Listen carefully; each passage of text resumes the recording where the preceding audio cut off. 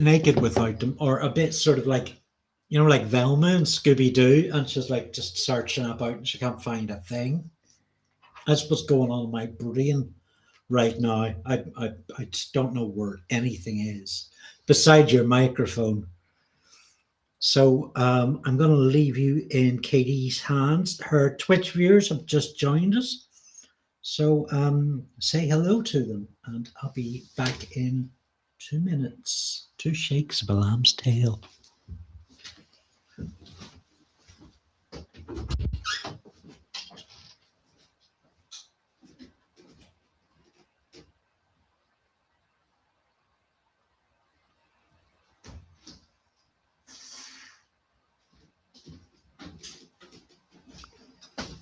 Good evening, everyone.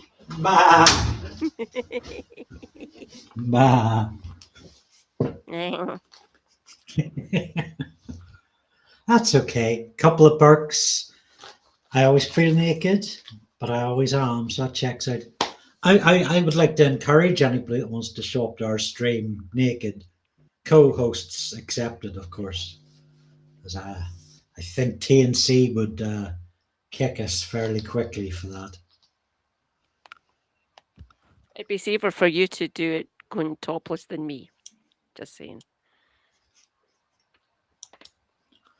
I never got to share my party trick. I've been like obsessing with this like all week. We're just normal men. What do you mean normal men? We're just innocent men.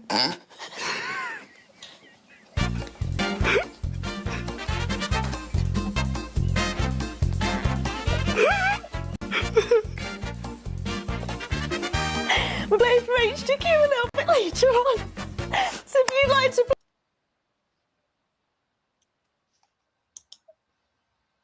I've been really enjoying that. Insanely.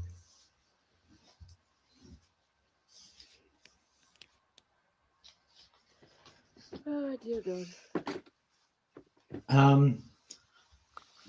Yeah, so welcome 4 people. That's good. Oh, and they're all on my thingy. Your Twitch, I see your stream elements has come up, but I'm not seeing it on the bar. So we'll hold on a wee minute to make sure that comes up, because I have, oh, now we've gone down to 1 viewer. Okay. Everybody's gone over to Katie's Twitch to check that it's working. Now, what you should have done, like that loyal person who stayed in my YouTube, is like stay in my YouTube and also Katie's Twitch, and then like, polycamerous. Jim speaks on all 3. What a hacker. Jim Hacker. No. Is that a confirmation then on Katie's Twitch up and running? I should bloody hope so. I've got people. It must be, because it's not showing your YouTube in my little visibility thing. And I just want to double check, because this is streaming to my Twitch as well. It usually takes about 10 minutes for my YouTube to kick in these days. I don't know what's happening there. I go and check to see if it's something on my end, and it isn't. Nothing has changed over there, other than I've got a few more members. It sounds like, from what people are saying, it sounds like it's working fine. It just hasn't shown up on the restream control panel. Yeah, I was just diddling with our ticker tape. So let's see. There we go. And then I'm going to finesse it a bit.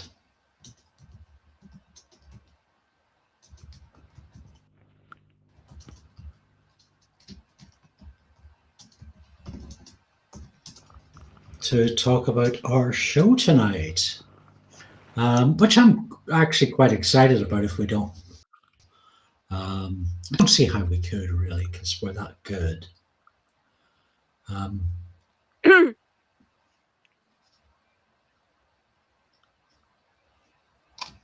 I exist. Just saying. Well, I will. I was. Yeah, I have to. I have to take you to task on tangents and other words beginning with T. Oh, but I have. Should I do the drinks round? Are you hydrating tonight, Katie? Have you got drinks on store? Show drinks.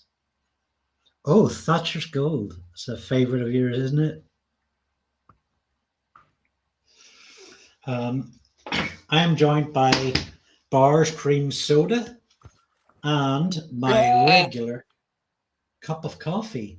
This is Yay. actually, it's probably safer if I do that. As you can see, this cup's been through about 10 servings today. 10 pints probably. This is almost final of the filter. And it's a good point to go into our regular Maids Time, for which if you write us a theme tune for Maids Time, you can win something that I will post to your house, or Katie will post to your house. Or to your email. We haven't worked it out yet because I've just made it up. What do you think? I have free bus travel within Scotland, so if you want to give me your address, you're a lunatic. But yeah, I can come and make you a really good cup of coffee, or if you really want it, I'm good at doing cocktails. Nice. Obviously, I'm not an alcoholic. Jim Speak does a very good Maids Time shout out. It's usually quite boisterous, so maybe we'll even get an audio clip or a video clip. Yeah. Oh, fuck! I knew I forgot to do something. Uh-oh. It's not that. I was meant to invite someone. If he appears in chat, I will send him the link if that's okay with you. You've met him before. It's Mankbot 5000. It's Mank Pete, by the way. Mank Pete. That would be lovely to have Mank Pete on stream. We're a bit tight on schedule tonight, though. No problem. So yeah, what we are intending on doing is we're going through Peter Capaldi's Doctor Who era, and well, there it is in the ticker tape. Each picked 2 episodes from each of his 3 seasons. We're going to go through one season. We're going to talk about in about half an hour, and then we are going to spend the next half an hour examining the political and news themes from that season, as in like stuff that's happened in the last week. And then we'll go on and do more Doctor Who for another half hour. So if you don't care about Doctor Who, just hang about or check back in and we get on simultaneously, that's not the right word. Oh.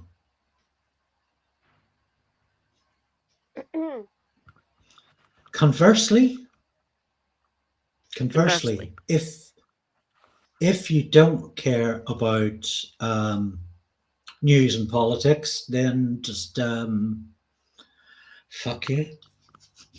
I'll hang about for 30 minutes. Yeah, because it'll be all Doctor Who wall to wall. And just pretend Peter Capaldi's like transmitting it directly into your brain. Yeah, I have a sonic pencil. Dangerous.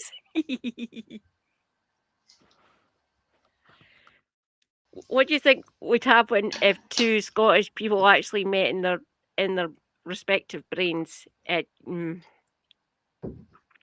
I'll give you a clue. David Tennant and Ncuti Gatwa are both Scottish, by the way. Oh, Shooty's. I'd forgotten Shooty was Scottish. Yeah, he's from Dundee. So how many?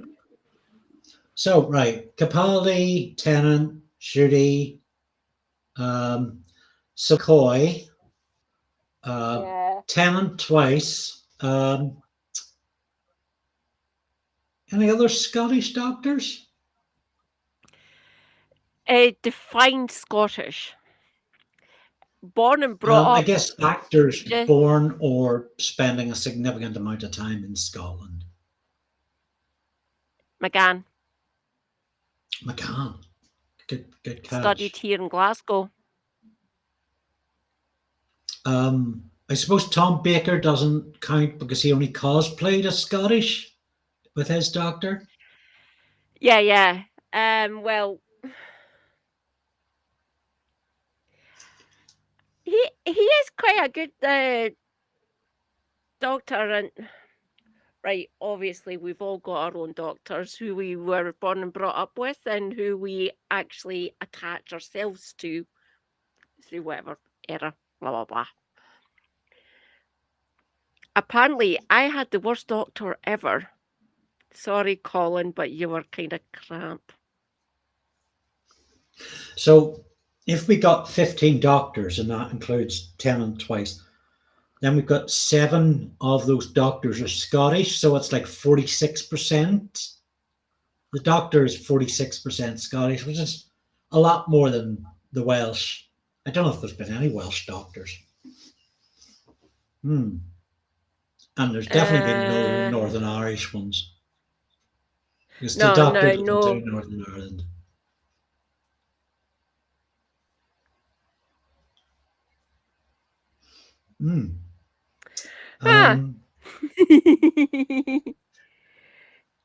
We both laugh slyly to each other.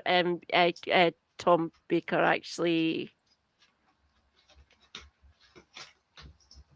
You've shown. How long ago did we show that bit? I think that was our first non-Victorian villains episode. Was it? All right. I think it might have been March. Really worth pulling out of the archives. That one I thought was tight, and time-stamped as well, which I must get back to doing. But then, yourself for scrolling back through 3 hours video of yourself is to pick up timestamps can be a bit laborious. Couple of perks he made up for in Torchwood though. How do we ban somebody in Restream? You leave Lewis alone. Timeout on YouTube, block user on YouTube, add to Restream block list. I can see. Oh, come on, Andy. I can see why people like Torchwood. I understand why certain people don't like it. I get it. I try to say each to their own in their own proclivities, essentially, or their own petty foibles. But yeah. I have managed to find out how to reply to somebody in Restream, so that's nice. Yeah, should we do a couple more minutes? Should we get into it right now? Yeah, let's. Yeah. No. Yeah. No. What? Do you need to use glue or something? Or no. Yes. Sorry, I can't seem to be. I seem to be enunciating more than ever did.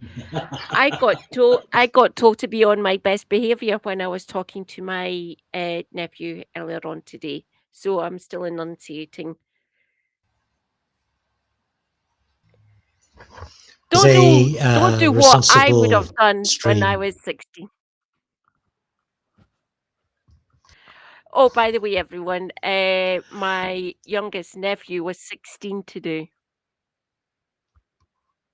I gave him money. He's probably enjoying himself. Nice. Happy birthday.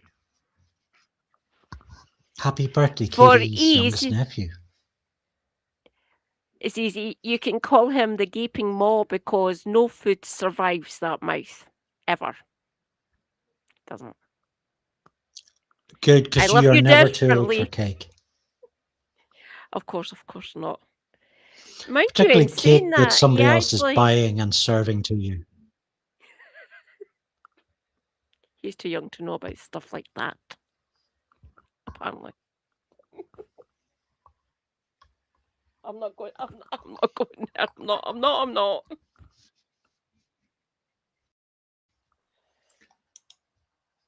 And I was going to pull up lots of images of Doctor Who to explain what we're talking about, but I didn't do that. Tech fail. It was Lefty tech fail that made me not do that. So we've each chosen. We're just normal men. I can describe the episodes in vivid detail because I've watched them all in the last 8 hours. So if anyone needs any sort of descriptions from the episodes we'll be talking about tonight, I'm here. Okay, so here's the rules Katie and I set. We'd each choose 2 episodes from a series. A two-parter could count as one choice. And unless we wanted it to count as like a part 1 or part 2 as 2 choices. So mine come up first, series 8, Deep Breath, which I think doesn't get an awful lot of love. So Deep Breath is the episode of Peter Capaldi episode where he spends a lot of it like sort of acting the madman, climbing about in his pajamas, and wanders into a plot involving clockwork men who can sense when people are breathing and like to chop people up and stuff like that. And a lot of the episode focuses around the choice of Capaldi as an actor, as an old man, as an older doctor than has been in some time. I think the oldest to take the role since Tom Baker or John Pertwee. No, the oldest one when he became the Doctor for the first time was actually Troughton. Troughton, yeah. Yeah. So Hartnell was made to look older. Oh, John Hurt asks Jim. That might be an interesting little nitpick. Yeah. Fuck you, Hoovian. What do you know? Jim speaks as John Hurt. I think Jim might be right about this.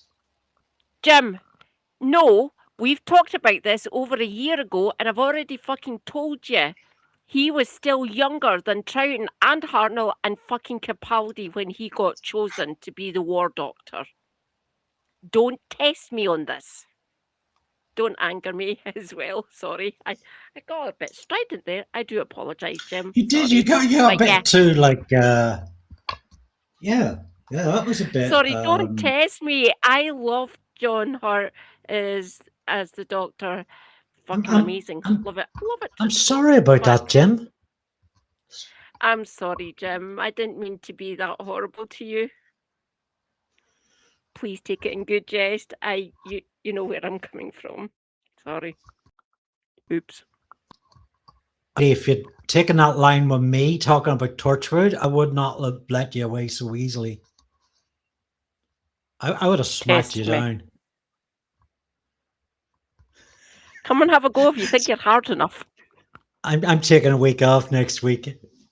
So yeah, Deep Breath is is really interesting because it looks at that elderly thing that Clara, the companion, wonderfully played by Jenna Coleman, who really gels with Capaldi, like one of my favorite companion doctor teams. She's having to come to terms with this is an old man standing beside her, not a very young, attractive boyfriend stand-in. And I think Deep Breath really, I mean, it's kind of a theme throughout the series, and we'll be looking at old age in a bit, but I think it's really good at talking that,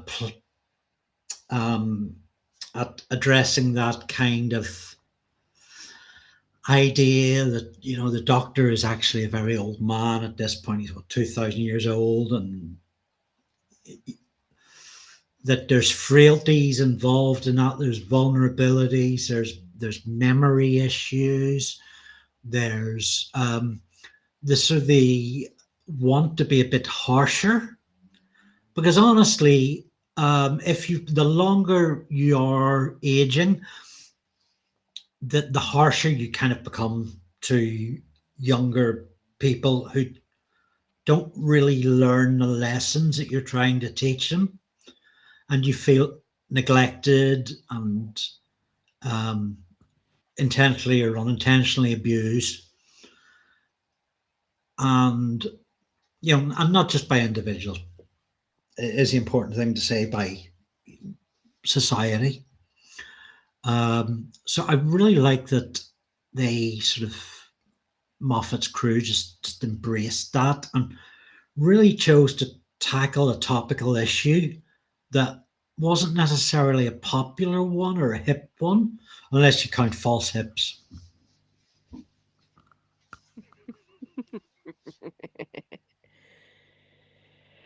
Oh, God. Katie, do you have anything to add on Deep Breath? Damn.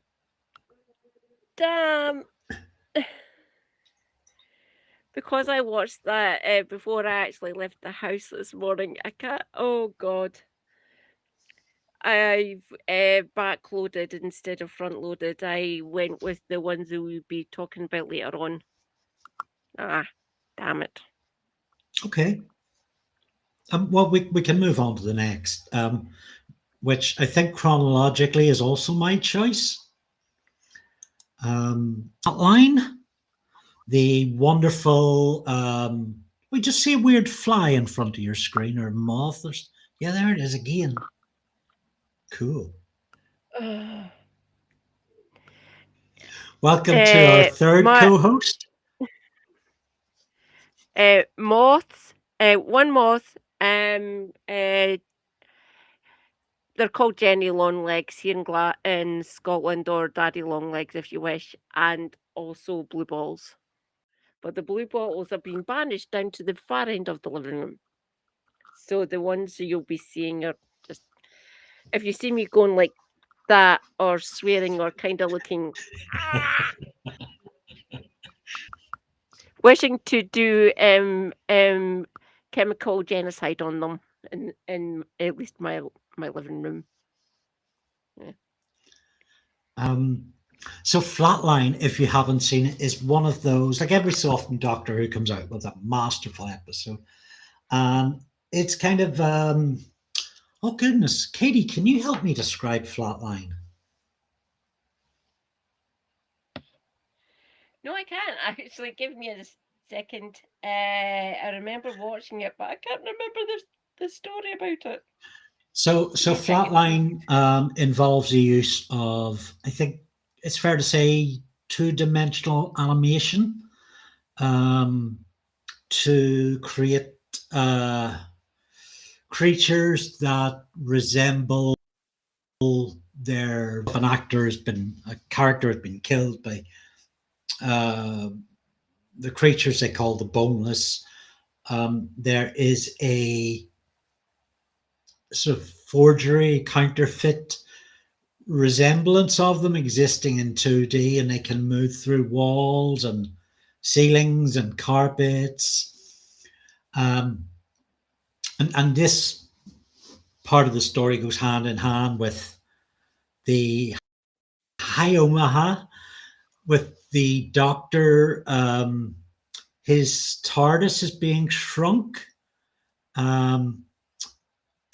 First, I can't remember exactly why, but he is remaining inside the TARDIS to the point where it is like the size of a Kindle. So Clara is carrying the TARDIS around in her handbag, and the Doctor can only get his hand out of it because it's got it. Yeah, I've got it. Yes.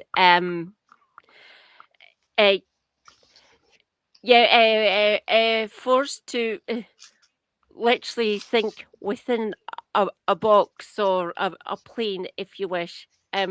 Sorry, geometrists, if I get this aspect of it wrong. You've basically been flattened, put on a plane, like that's a plane and that's a plane. So you've been basically either superimposed onto a flat surface or you've been squished, and you can still move about within those planes of existence. And the fact that he can actually reach outside of the TARDIS means not a plane. It means it's in a third dimension, essentially, because TARDIS. But the way they actually use that for certain aspects of the narrative is actually quite clever. Yeah, it's. I mean, there's a season 2 episode called Fear Her, which is all about a child's crayon drawings coming to life, and it's absolutely terrible. And Flatline, I think, is that one along the terrified same me. lines, but it's beautifully realized. Fear Her terrified me. Flatline didn't, even though used the same themes, which is weird for me. Yeah, Fear Her terrified the fuck out of me. We're trying not to do tangents, but can I have teensy one? Be over in 60 seconds. Fear Her, which is an appalling episode, has been banned recently. I didn't know as that. much as TV can be banned, it's been pulled off iPlayer, and I'm not sure why. My best guess is it has Hugh Edwards in it. Would that sound about right? Oh my god! It's a pity it has that. It's a pity it's an appalling episode because it featured the woman who played Jenny in Teachers. Oh my god! And she's great. I could watch her quite a lot. One of the very interesting thing about Flatline is that it unspools the notion of Clara and her relationship with the Doctor, and Clara taking more and more risks. So as much as the Flatline villains create forgeries of their victims, Clara pulls off a forgery of the Doctor, pretending to be the Doctor and acting in ways that he would carry out. And that's a really interesting part of their relationship that becomes kind of key in the season 9 thing. I love Flatliners. I could watch it all day. Flatline. Sorry, Oma's put Flatliners in my head.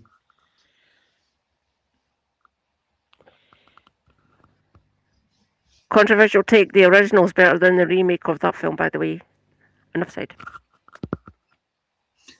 Of what? I missed that. The original of Flatliners is better than the remake. No tangents. Say your piece. You may go looking for your key because, well, unless you've anything else to add, but we're going to talk about your choices next. The pilot. Oh, no, we're not done with season 8 yet. Oh, God. Do you want me to remind you what they are? Yeah. Dark Water and Death in Heaven. Oh, God. I forgot to pick those two.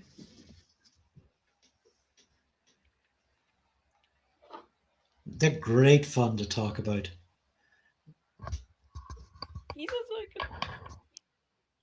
I'm refreshing my memory yet again.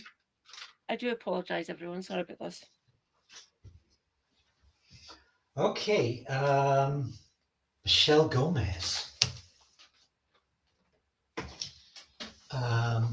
Well, I mean, we've seen Michelle Gomez before, but this is where we find out Michelle Gomez is Missy, is a master.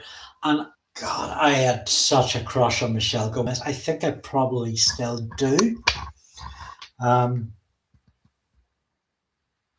one of the things, yeah.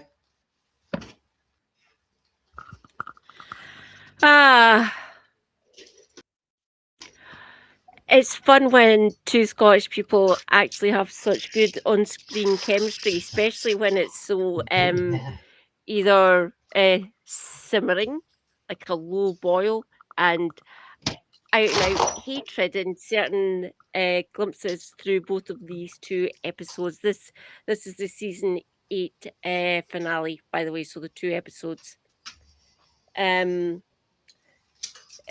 Dark Water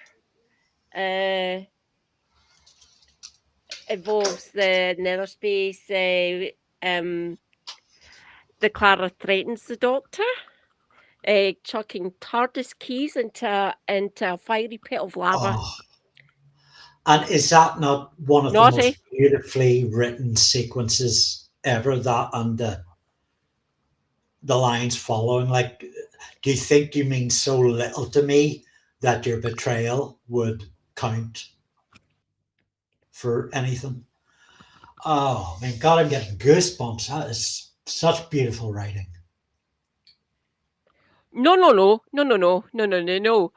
The first time I watched that on the telly box, rage fueled. Clara, what the fuck are you doing? Literally, I was literally sitting on my sofa yelling at the telly, watching that episode, that scene. No, what the fuck are you doing? Companions do not do that to the Doctor. Thank you.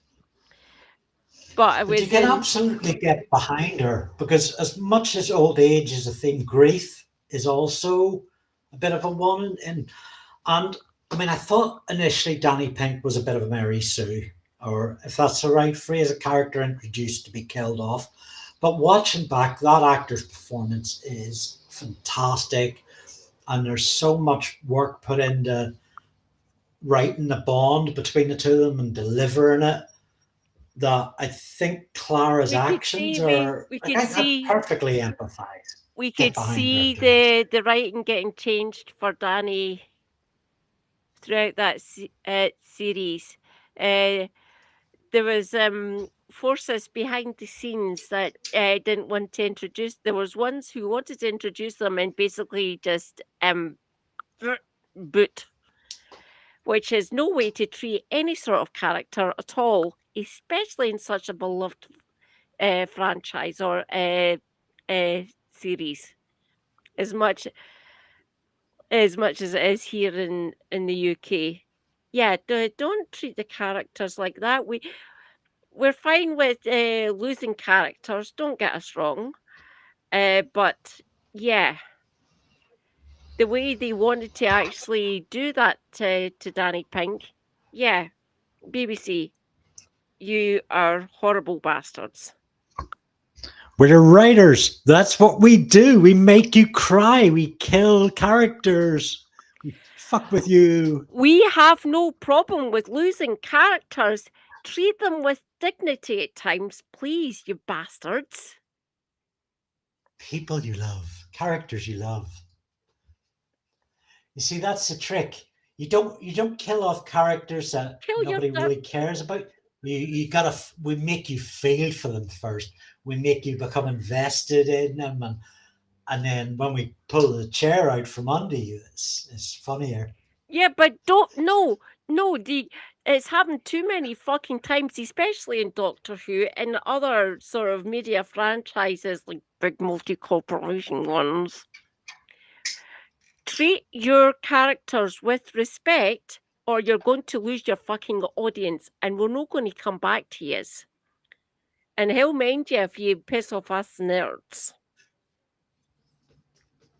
It's not a good growth model, trust me on that one. I mean, yeah, I probably should weigh in a bit on this. So the central thread is Clara and the Doctor are going to be going to the afterlife where Missy is harvesting the souls of the dead, and it's a bit of a stretch in terms of calling it science fiction. This is really in the fantasy genre. Um, and I admit I got a bit pissed off with Moffat's pattern of killing characters and then revealing they've been saved. So he's done it with Strax, he's done it with Jenny, he did it with Danny, he did it with Clara, he did it with Bill, and it really, I mean, I feel if you're going to invoke death as a story point, it's got to have some weight. Otherwise, it says it diminishes what it speaks to us as audience. I can see where you're coming from, Reza. She's essentially the closest you'll get to a human Time Lord. The Doctor and Clara have a toxic, codependent relationship. I can see it. I can.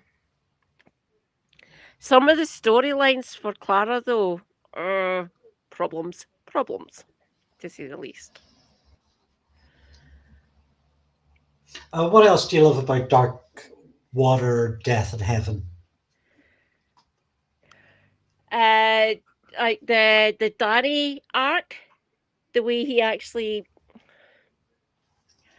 is that sacrificing yourself, even though you essentially the major part of that, the actual intellect, the actual character, the actual person, the actual character of Danny Pink had actually basically been mostly erased as far as I was aware, at least in my opinion. Yeah. I think it's implied that he is mentally or spiritually staving off cyber conversion. And the result is it's torturing him. Welcome yeah. to my Really world. nice to think about. Welcome to my world, everyone. I still exist. I'm here. Hello. Being in perpetual AI purgatory with pain and health issues is basically I literally latched on to Danny Pink in that arc so fucking hard, and the way he sacrificed himself, I'm not sure if I'd be able to do it. Don't get me wrong, if things happen, I might to help. I think it's one that it improved for me on rewatch, because we've had the whole running theme throughout the series of Danny as a soldier and a doctor doesn't like soldiers, and that's consistent with Doctor Who despite the whole unit relationship. And you know, the doctor doesn't like soldiers because soldiers kill people. And we learn that actually Danny did kill someone, an innocent. Yeah. And you know, it causes him distress and remorse and difficulty just living with that memory. And in Dark Water, Death and Heaven, he tries and uh, succeeds in making amends, for that decision by sending the victim back to life when Danny himself could have taken that gift, that option. Um, so I think that sort of identity of teacher and soldier is really well explored for Danny. Back to Michelle Gomez. When the revelation that she was the master Missy came out, it made perfect sense to me, and I'll tell you why. I was of the classic Doctors. I was a big fan of John Pertwee, and like 50 or 60% of John Pertwee's stories star Roger Delgado as the original master, and he is magic. And if you look at Delgado's performance and Michelle Gomez's performance, there's so many similarities between the two. She is doing direct tribute, and it works so well. Yeah. Lots of oh god, too many hours. Color so many coincidences between Roger Delgado and Michelle Gomez, being the master and Missy, respectively. Yeah, I could totally see him and her. Oddly enough, the way she acted, the way she got scripted, the the outfits they gave her little accoutrements, if you wish. I do try to dress up, and sometimes I like getting dressed up and I stuff. mean, it's great It's visual good. storytelling. You've got her whole dark Mary Poppins thing. You've got the dark clouds, the black tanks. You've got Christopher Addison, Chris Addison out of the thick of it. Addison, yeah. Puts in a guest appearance. Um, Oh yeah, it's God, fantastic. side villain, Minion. Minion? Can we describe him as a minion? Oh yeah, totally. I thought he'd done quite well. Really good character. Yeah. We thought, oh no, he's just a harmless little functionary, a bit like Nardole. More on him later. But yeah, no. And He's a villain or a minion. and Side just minion. like Ollie in the thick of it, he's a skeevy wee Oh, yo, piece of slime. he's a schemy wee bastard. Martin But McSweeney. that's a cough you have there. I think it's a good cough. So I can Rez has got a comment in chat that's spurring a bit of conversations. Do you think Maggie would be a Dalek or a Cyberman? I went first to Cyberman, but now I think about her with her big pointy nose. I mean, that's kind of the Daleks have those big pointy noses, don't they? And a couple of Burks writes, Maggie's classic Cyberman, delete social housing. Yeah.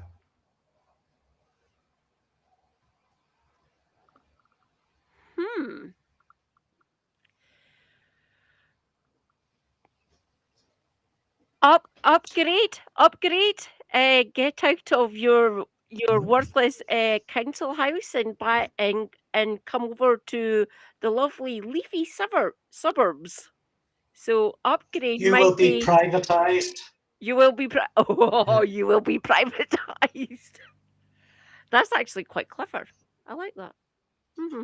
Coal mines are inefficient. Pupils' milk is inefficient. I beg to differ. Thank you. Not that I've got a vested interest, of course. But I mean, also, so Maggie's dead now, and somewhere in the ground, her just remains are just oozing, and they are very much like the inside of a Dalek.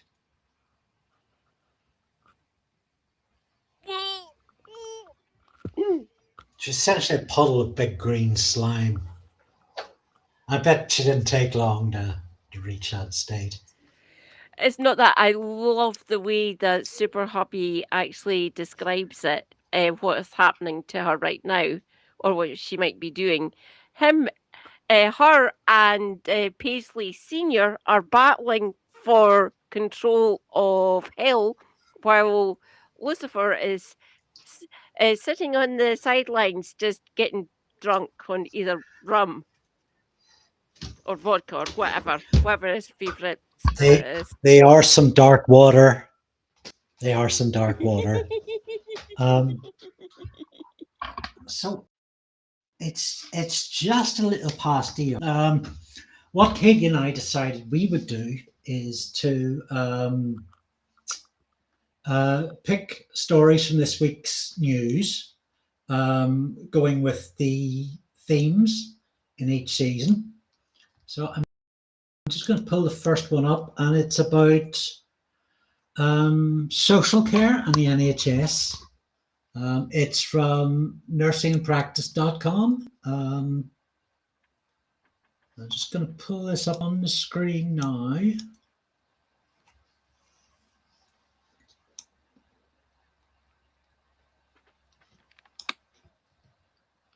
So can you see that yet?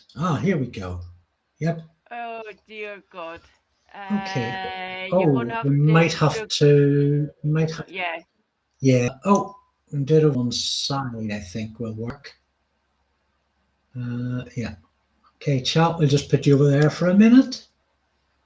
We'll go through this. Jim, you are a genius. Thank you. Couple of perks. She was the Iron Lady after all. Darren Smith, good to have you in chat. The Doctor is a space socialist. I will not change your mind. So will I read through this, Katie? It's probably bigger on my screen, or do you want to take a go? I can go. I'll just tell you when to move. The Prime Minister has set out his commitment to lifting up the social care workforce and integrating it with that of the NHS. We will see. Andy Burnham said he wanted to see social care and the NHS thought about as one workforce. Again, we will see.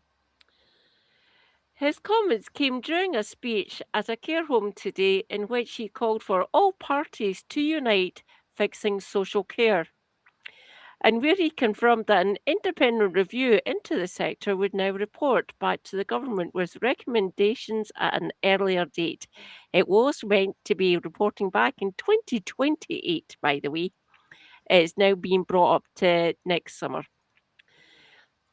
The Prime Minister announced that he accelerated the timeline of Baroness Casey Commission into social care reform, with recommendations now due to come in the summer of next year as opposed to 2028. It comes after cross-party Health and Social Care Committee urged the Prime Minister to speed up Baroness Casey's commission earlier this month. Who'd have thunk it? Interestingly enough, Baroness Casey herself said that she could have that ready in the summer of 2027. So there's been a little bit of spin happening here. As always, who'd have thunk it? Mr. Burnham's second announcement today focused on the social care workforce, something he said could not wait for the view, and that was in need of greater routes for progression. Meaning, I'm going to have to throw money at this, or I'm going to have to speed everyone up involved in the process, as well as better pay, training, and job security, bare minimum. Pointing to plans for a fair pay agreement for social care staff in 28-29, he stressed this was a massive building block of a national care service. Again, we'll see. And it would be nice if the money was actually there in time with the results of the report, maybe ahead of it. Tax-rich bastards. If I remember rightly, so we were talking about Burnham being health secretary in the Gordon Brown government, and he'd actually proposed something like this. He did, yeah. He became. I went and checked this out earlier on. He became health secretary after the alleged war criminal stepped down, and we got our lovely. No, can I just correct you? Not alleged. Oh no, to make sure that none of us get actually sued, we have to say alleged. I love Tony Blair. He was the best prime minister we ever fucking had. Come at me. Come at me, big liar. I am unsuable, motherfucker. He can try and sue me if you like, 'cause I'm fucking skint. But he said he wanted to see how this agreement could be turned into a bigger reform to improve the social care workforce. Again, we will see. And that he had asked a ministerial group led by new health secretary, Yvette Cooper, by the way, to explore this. Good luck, Yvette. He'll probably fucking ditch you.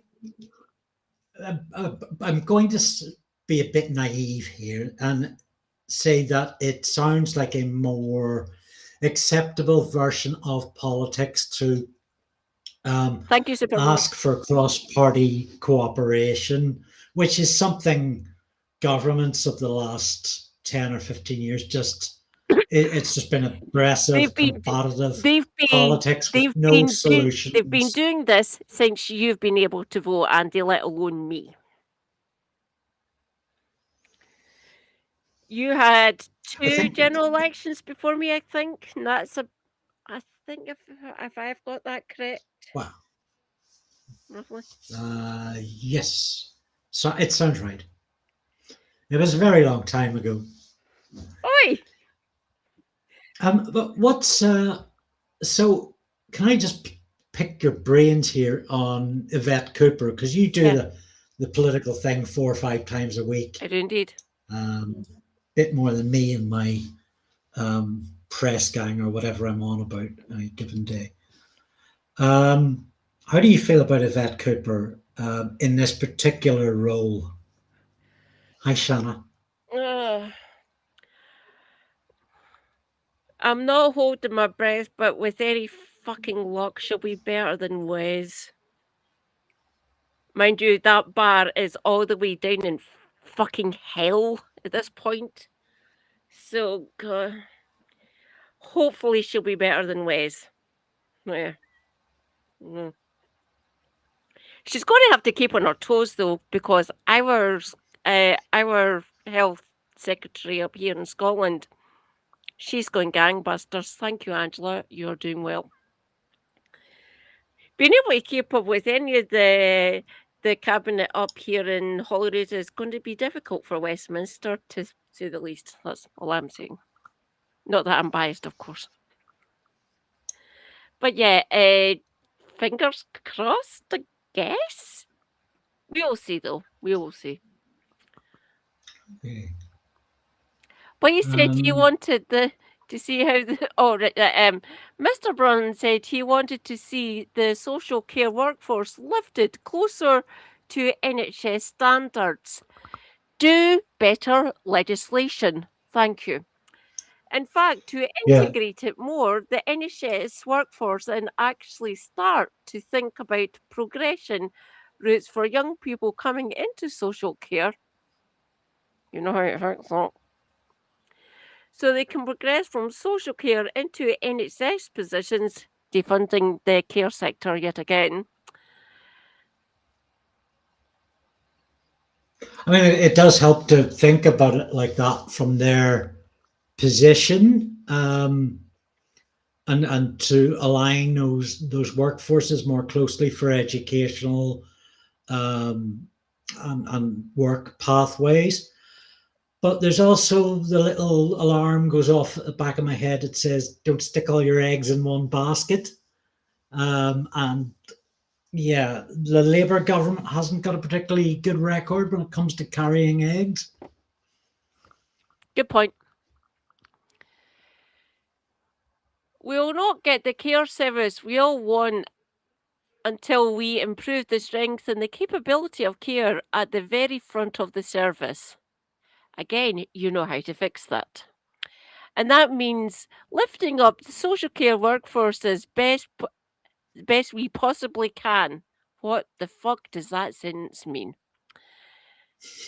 Yes, in terms of pay, but also in terms of training and wider support, we give them the security of their roles.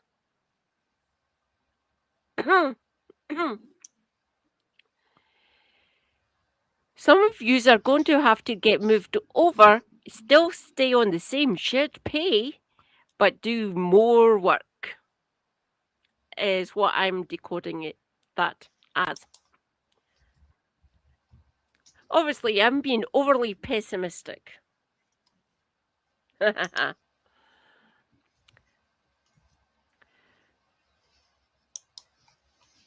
Mr.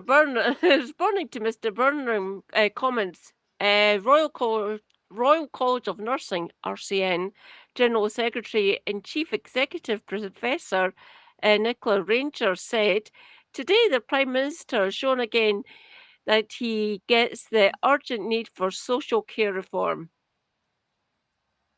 What she didn't add was whether we can fucking trust the bastard or not. She stressed that the new model with registered nurse-led care at its core will be transformative in delivering high-quality, person-centred treatment and support across the social care sector. Again, we'll see. Professor Ranger added, "It is refreshing to hear a Prime Minister so directly address poor pay in social care, which remains one of the biggest barriers to recruiting and retaining skilled staff. The goal now must be making social care an employer of choice on par with the NHS, with people able to move between services without risking a cut in their pay." Again, we will find out. Yeah. I mean, it's interesting that Burnham puts this out within his first month in office. It certainly sends out the right signals to those who aren't looking a bit deeper or who aren't yeah, skilled observers that way, who's not like I guess yourself, Katie, who's got background in health and medicine and the workforce in that area. Can I go on just a tiny bit of a side tangent here? Go for it. My younger sister is a community nurse in community health and care in the community, and also palliative care, end of life care. And she read that and texted me, "I didn't fucking trust the bastard. I know what it was like when mum was still working in the NHS." This was before we actually got the Holyrood Parliament. Yeah, there might be a little bit of divide and conquer going on here, or not integrate and conquer. Yeah, because of what we've seen with the cripplingness the NHS, the attempt to sell it off to America. Well, why not do the same for social care? Very cynical and observant, might say, like me. What I'm another little mini side tangent. Any Americans in the chat, if you are in my Discord or in Kev's or Helena's, post in there and I can talk about it on my streams. Okay? I really want to talk about care in the community, or like that sort of aspect, like frontline NHS and care, essentially. Yes, free at the point of use, blah blah blah, good, love it, amazing. But social care, and especially end of life care, please post, because I really want to talk to a few different Americans. I've already got 2 lined up, by the way, and I just need to say to them when I want them on my stream. Shanna, if you can. We can move on to our next story because it kind of crosses over with this one a little bit.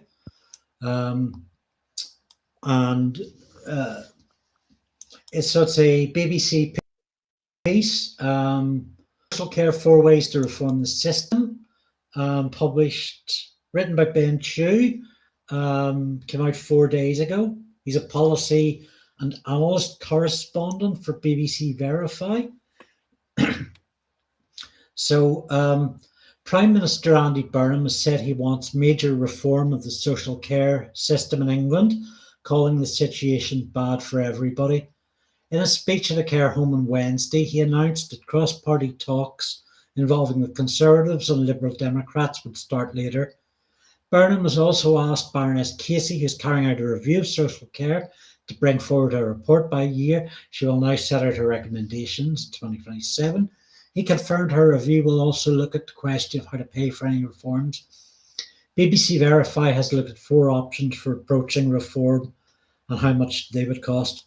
So initially we went back and forward about covering this article because it's essentially speculation on the BBC's part.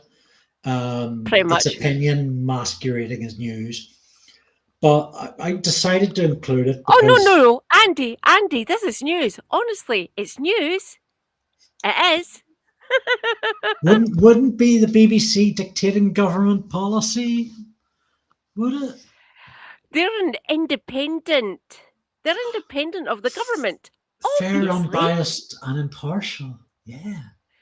Apparently. But what the article does is pick up on some BBC versions of historical decisions, options, things that past governments have looked at. So I think in broad terms, they might very well be on Burnham's desk. So there's a little bit down here. Actually, I'll go to first. 5 previous attempts at reform of social care in England.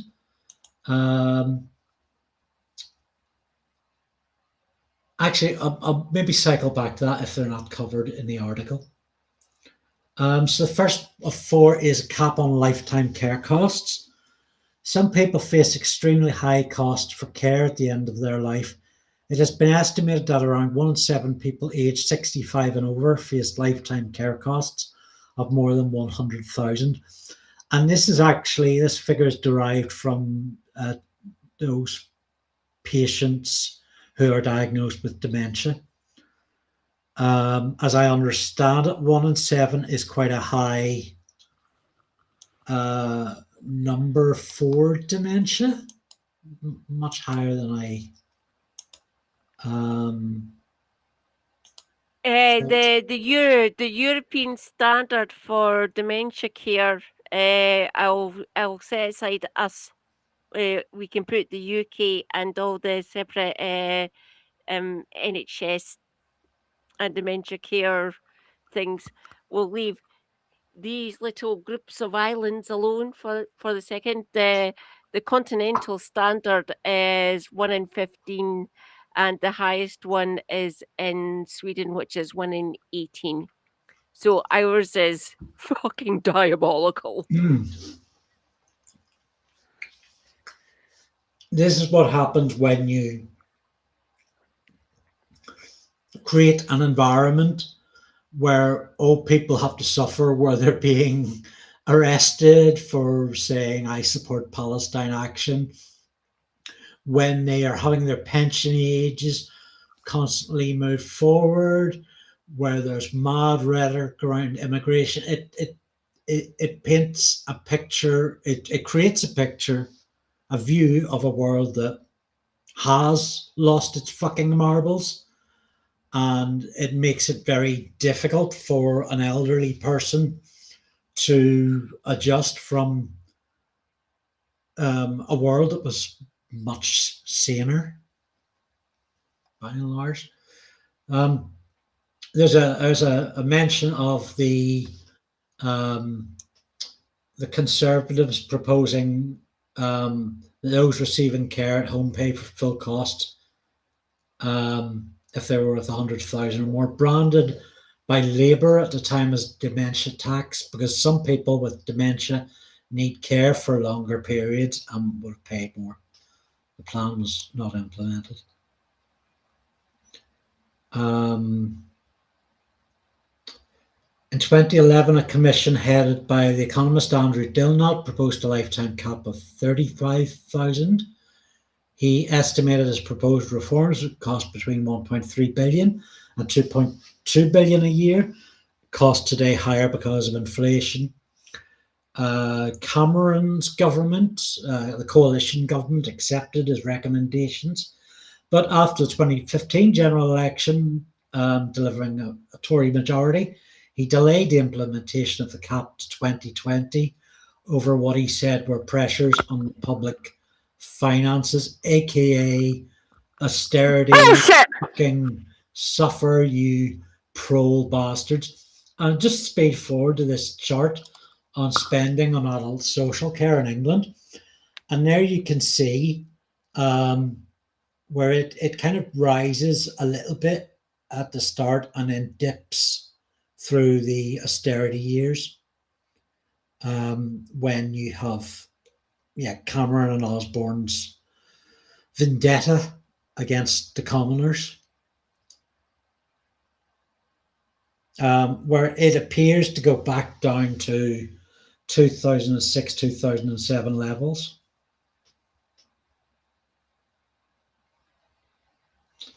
Yeah, fucking. Option 2. I just said below, yes. About May proposing to reform social care, which would have included means testing to decide what state funding they could get. Yeah, that's nice. Means testing always fucking works out well for everyone, doesn't it?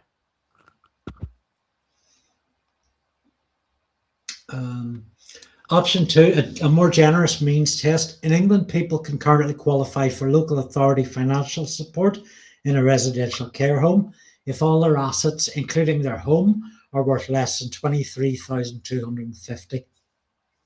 This is known as a means test, where the level of financial support a person gets is based on the value of their assets and savings. Some have suggested this threshold should be raised significantly so that many more people will qualify for means tested support.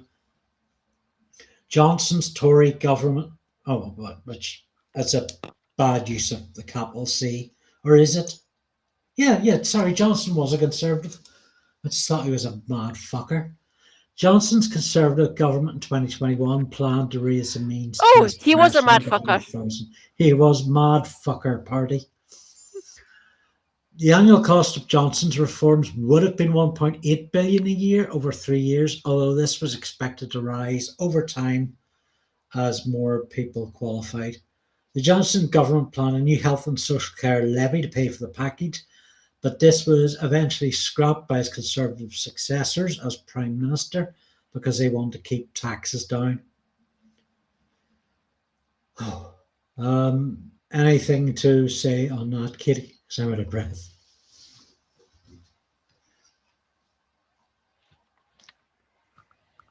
If successive governments hadn't actually either kicked it into the medium length grass or the long grass and actually sat down at a table and talked to either their coalition partners, but the Lib Dems had been so poisoned by the end of that coalition government, and like other interested people within the opposition parties, if they'd actually willing to get round the table and actually discuss this, because you have to remember the Barnett consequentials for all of this stuff. It still affects us. It affects me and affects Andy as well, because our funding gets based on all of this stuff that happens down in England. It's the same for Wales. We might have devolved administrations. Rejoice! That is awesome. I love it. But they still treat us like shit because they do these fucking horrible fucking policies and try to force it through the Lords using the Parliament Act, or what I call the parliamentary sledgehammer. Shut up, you crusty old bastards. This was in our manifesto. It's getting done whether you like it or not.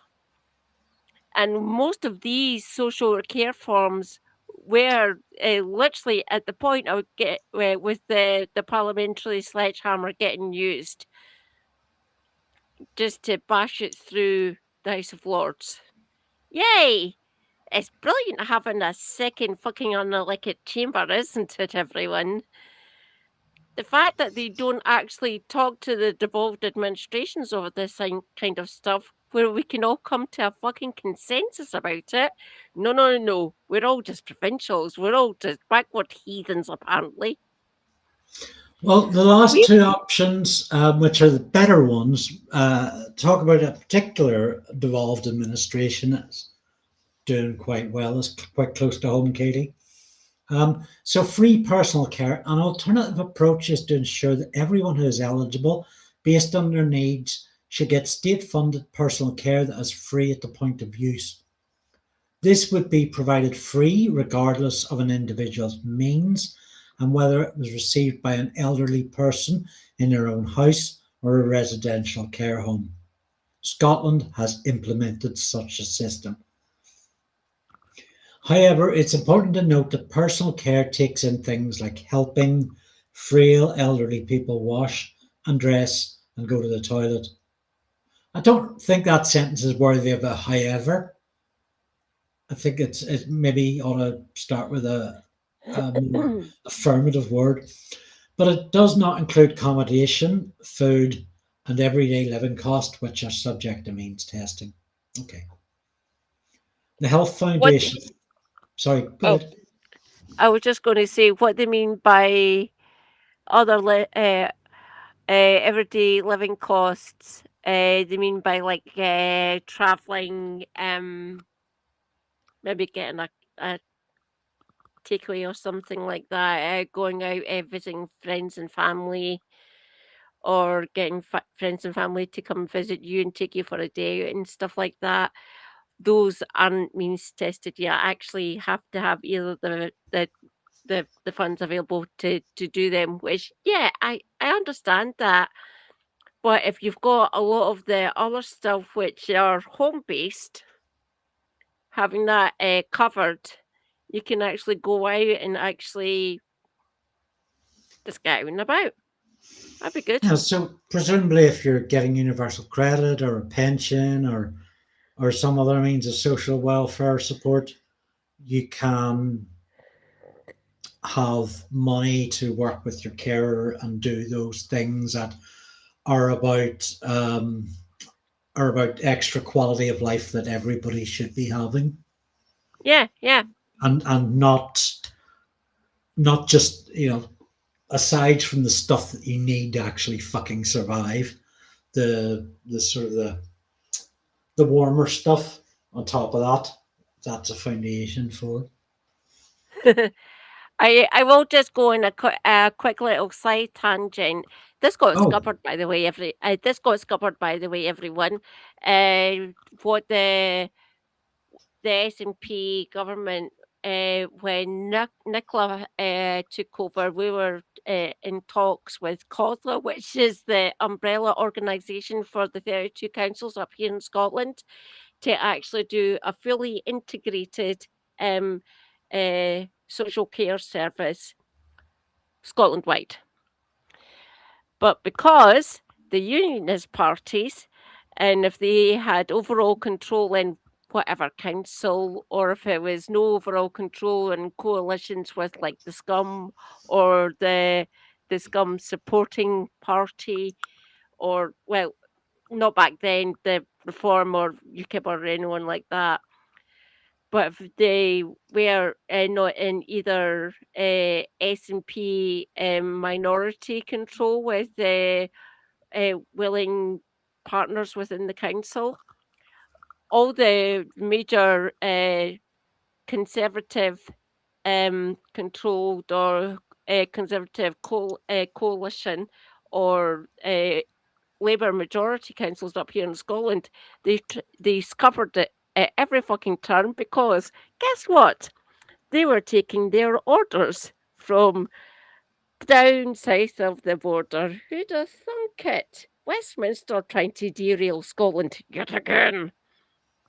Yep. That's the only reason we never managed to get that integrated care plan through, because we needed the backing of at least 25 of the councils, and we couldn't get that because SNP only had 16. Only had half of the councils, not all of them. It's a really good Thank comment, you. Jackie.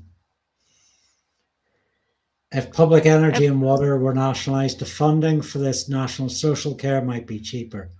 Oh, yeah. Correct. Correct, Jacqueline. Thank you, my dear. Hello, Jackie. We've already got our first bit of spam from, looks like from Feeling Colud 96 AIViewerStreamBoo.com. There you go. You can check that out if you're a cunt. We'll be talking about how shit AI is in a bit. But so the Health Foundation think tank estimates that implementing a Scottish-style system in England would cost 7.5 billion a year by 2036. Quite a bit more money, but sounds like it's worth it because, like Scotland, Japan and Germany have systems which base entitlement to personal social care mainly on people's care needs rather than their ability to pay. Japan and Germany, though, have a mandatory long-term care insurance system, which is funded through contributions from workers and employers. Both countries also do not usually cover the full cost of personal care, so individuals are responsible for some of the expenses. And the fourth option, National Care Service, and this would be similar in ambition to the NHS, which sounds fucking great. It would mean all personal care would be free at the point of use while establishing national standards and care entitlement criteria. The Health Foundation has estimated the cost of creating a universal and comprehensive social care system in England would be around 19 billion a year extra by 2036. And let's face it, we've got at least 19 multi-billionaires in the country. So, you know, a bit of a tax would keep that working. Tax 19 people. You've got it sorted. Pause a second. I will go and check. Okay, I'm not pausing now. I'm going to keep going. There's the... How many billionaires are based in the UK? There's the diagram comparing the three types: the cap on care costs, free personal care, 7.5 billion, and universal and comprehensive care, 18.5 billion. I find it very unlikely that Burnham would go for the fairest option. Too left wing for the Labour Party, which is a bit of a right wing parliamentary party. It really should be the universal and comprehensive care. It really should be. Makes sense. We might be able to get them to do the free personal, but we all know it's probably going to be the cap on care costs, because that's what he wanted to try and... Well, he wanted to actually do the middle one, but he got rolled back on that. I wonder from whom. Gordon Brown, you're a traitor to your homeland. Do not come... Well, yeah, it's actually living back up here in his home nation. But yeah, he can do one. I wonder what's going on with the BBC suggesting progressive avenues. So as we talked earlier, Burnham had a plan for a national care service, which was branded by the Tories as a death tax because it would have made use of it would have been paid for by people's estates after they died. So it would have come out of an inheritance if those estates were worth a certain amount of money. So it's not really a death tax because they're not being taxed until after they died, or they're not even being taxed at all. And to be honest, Oh, you ask most people in this country, 99 or in these countries, 99% are going to say, yes, my parents, I would like to look after them, to have the money to look after them in their old age. Um, I would like that inheritance paid to look after them. Not everybody, but okay, maybe 98 or 97% would be willing to trade inheritance they don't have, money they don't have, for money that can be put to use during that person's lifetime that probably they actually worked and slaved for to look after them in their old age. So yeah, let's not be dicks about it, Tories, tabloids. After the election, then Prime Minister Keir Starmer kicked the whole idea into the long grass by commissioning Louise Casey. And it's worth bearing in mind that these four approaches above are not mutually exclusive. Previous proposals have often combined more than one of them, such as a cap on lifetime costs with a more generous means test. Okay.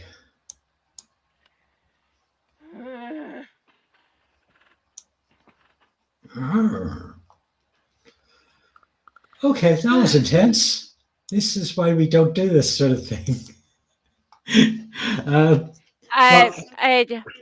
trust me, Andy. I'm used to it. I kind of shrug it off, but I okay, well, I don't do this sort of thing. I kind of internalize it to a certain extent, but yeah, I expedite all my sentence when I'm talking about what I'm doing on my stream and stuff like that. But yeah, some of the ones around, especially health, disability, and social care, those sort of spheres of social life, those spheres of all of us.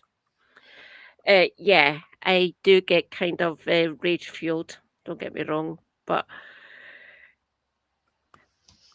they know what to do. They just won't fucking do it. They've tried so many times. Then the people in the Canary Wharf saying, where you're going to get the money from that? Some more good comments in chat, Jackie. They're always asked, how will you pay for this? But another question should be, can you find a workforce for this? Which speaks to another story we have later, but also, I mean, yeah. I was thinking when I was reading when I was reading through the integrated social care story.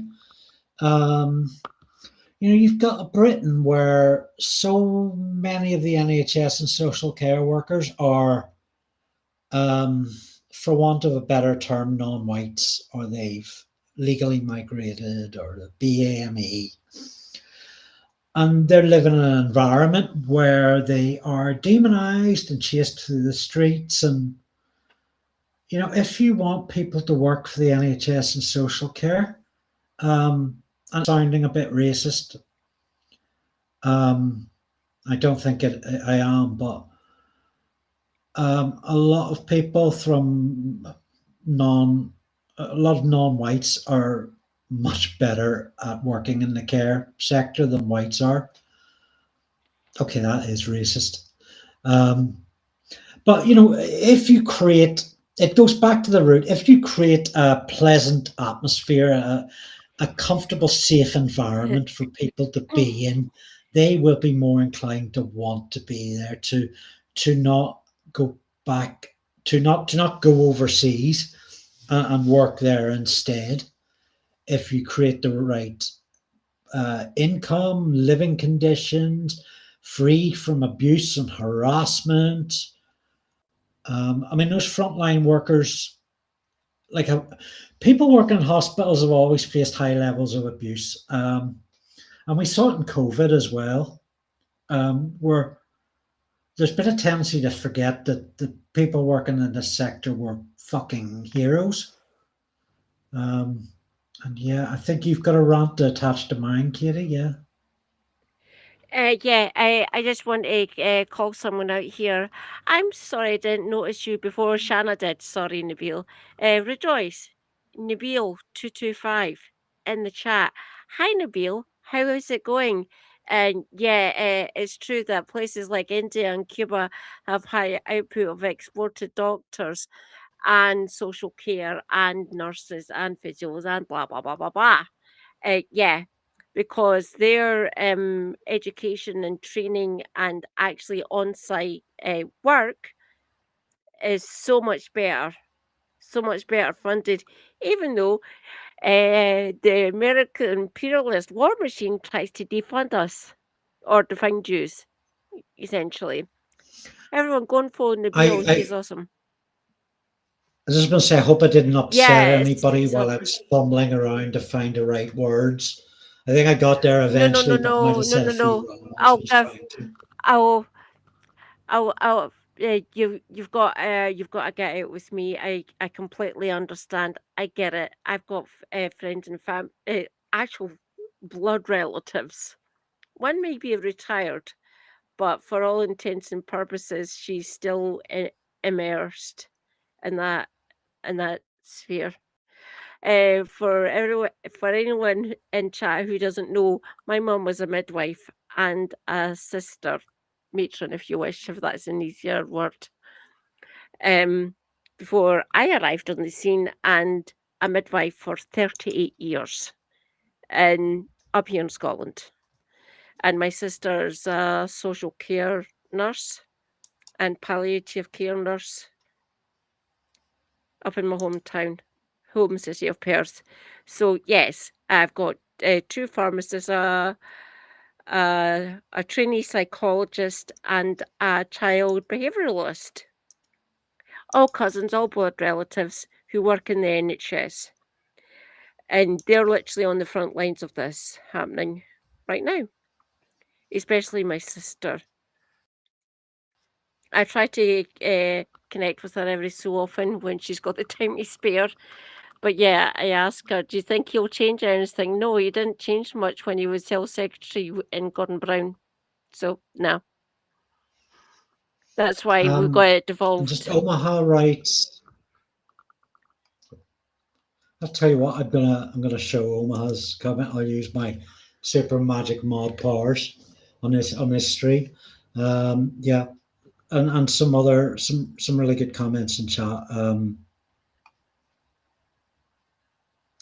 Jacqueline again, giving nurses and carers a decent pay and conditions, no matter if they were born in the countries in Britain or not.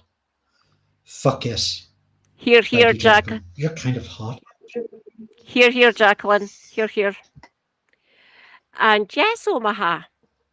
Why do you think I keep on telling you, come back home? I can help if you want.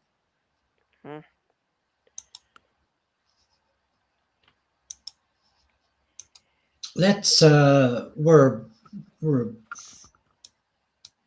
we're changing it up. We're changing it up every bit at a time. Where did Katie's camera? Oh, there she is. Doctor Who, season 9.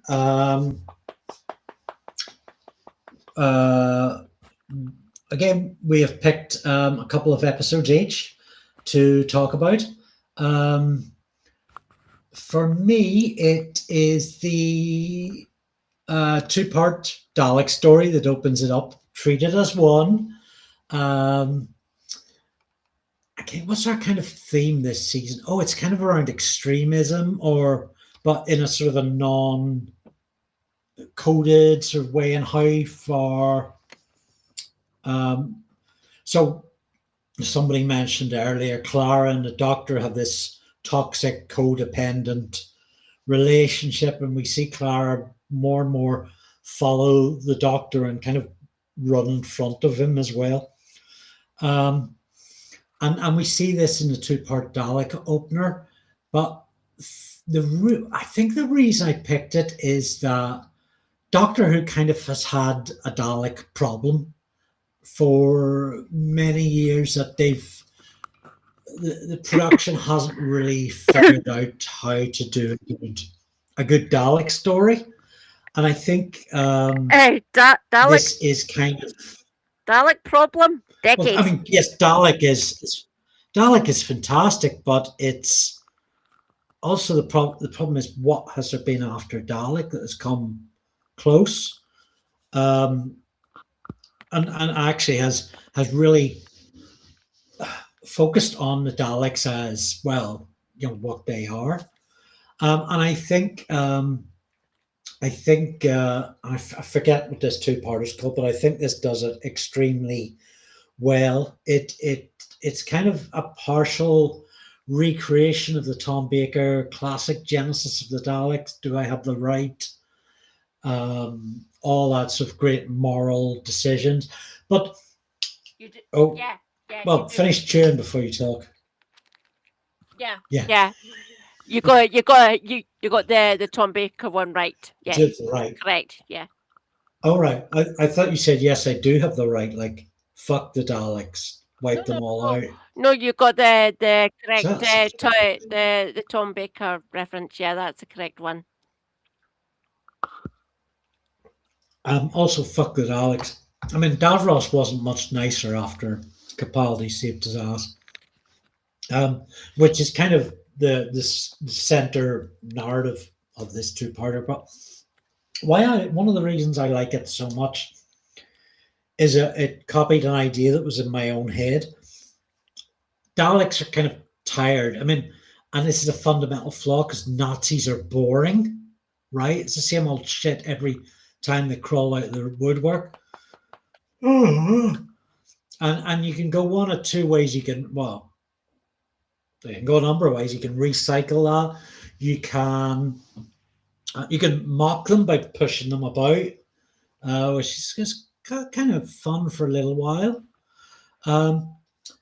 But from a visual storyteller's point of view, I have often thought that the key on making the Daleks fresh as villains is to talk about their architecture, talk about how they build their cities, and how everything around them becomes an extension of how the Dalek itself looks.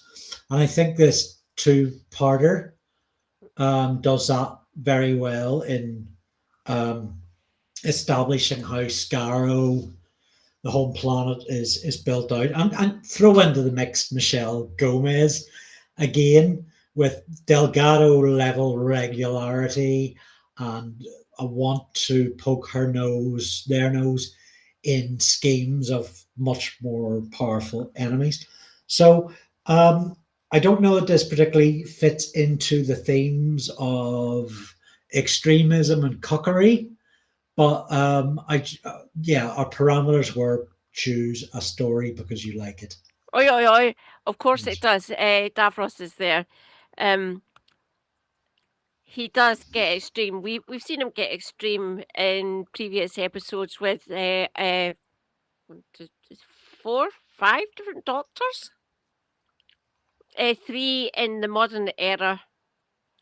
How bad he's been and how brain addled or psychopathic, if you wish.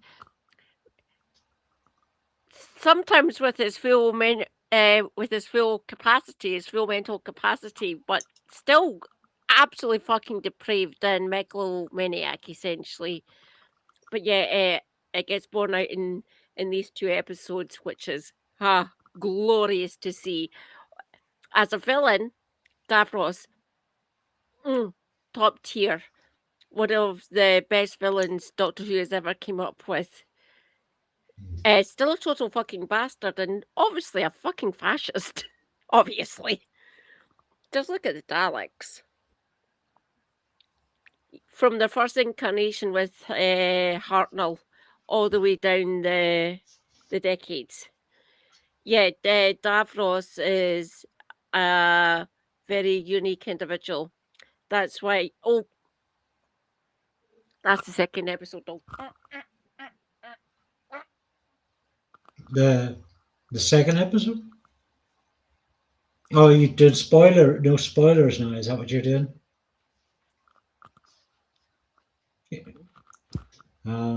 Okay. Yeah, we'll honor Kitty's politeness. Sorry. Oh, Nabil with a hot take there.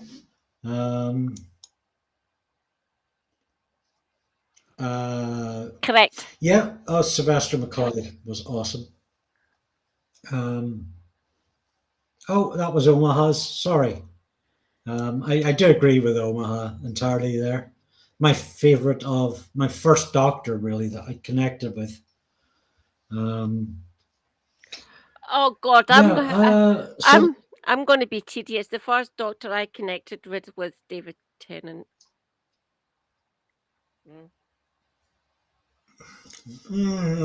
Teenagers, eh? Oh yes, I'm so fucking boring. My second choice is also the next one in running order because, two-parters. Remember the rules: two-parters can count as one, and all of season 9 is two-parters with a few exceptions. So, I claim, and I expect you've got strong love for this as well, Katie, the Zygon Invasion and the Zygon Inversion. Which is peak Doctor Who as far as I'm concerned. Its handling of immigration as a topic is, and in terms of media coverage, is honestly second to none. If that should be the bar for Doctor Who doing political, the template. It's masterful storytelling. If you've not seen it already, do seek it out, pirate it, buy it, whatever you need to get that, because it's probably underrated. It's probably underrated. It's better than Vincent and the Doctor. There, I said it. Cat among the pigeons. Oh no, I'll agree with you on that. Don't get me wrong. I quite like that episode. But yeah, these 2 episodes so much better. Yeah, and it also just to strengthen my case, it also functions as a sequel to the movie. So you could if it kind of should have even been released in cinemas as a movie too. Electric Zygon Boogaloo. It does so much stuff. That would mean the BBC have to be nice and give broadcasting rights or licensing rights, and they want to do that. Really, just saying. You've also got it manages to solve the problem of Osgood being one of my favorite characters. One of my favorite characters. And I mean, this is somewhere where I bitched earlier about Moffat and the cheating death, but this is somewhere where it absolutely works, and not only works in logical story terms, but also enhances the story by the fact of her return and builds around it, uses it for the Zygon story as a driving part of the plot. So just fantastic. And it touches so many scenes, the scenes of lot of the scenes with the kids in them. A lot of the, I mean, I'm actually struggling, but there's kind of, it really does tug the heartstrings in terms of talking about the challenges minorities face, how political actors of bad faith manipulate situations, the whole ugliness of the immigration issue, which is, as I know people disagree with me, but it's just manufactured, is my opinion. It's bullshit. Totally manufactured and totally conjectured. Yeah, yeah, completely agree. Oh, I didn't notice you there. Rejoice, everyone. Flow Snake in the chat. Hello, my snaky comrade. Yeah. I gave Snake totally a wee convicted. slightly.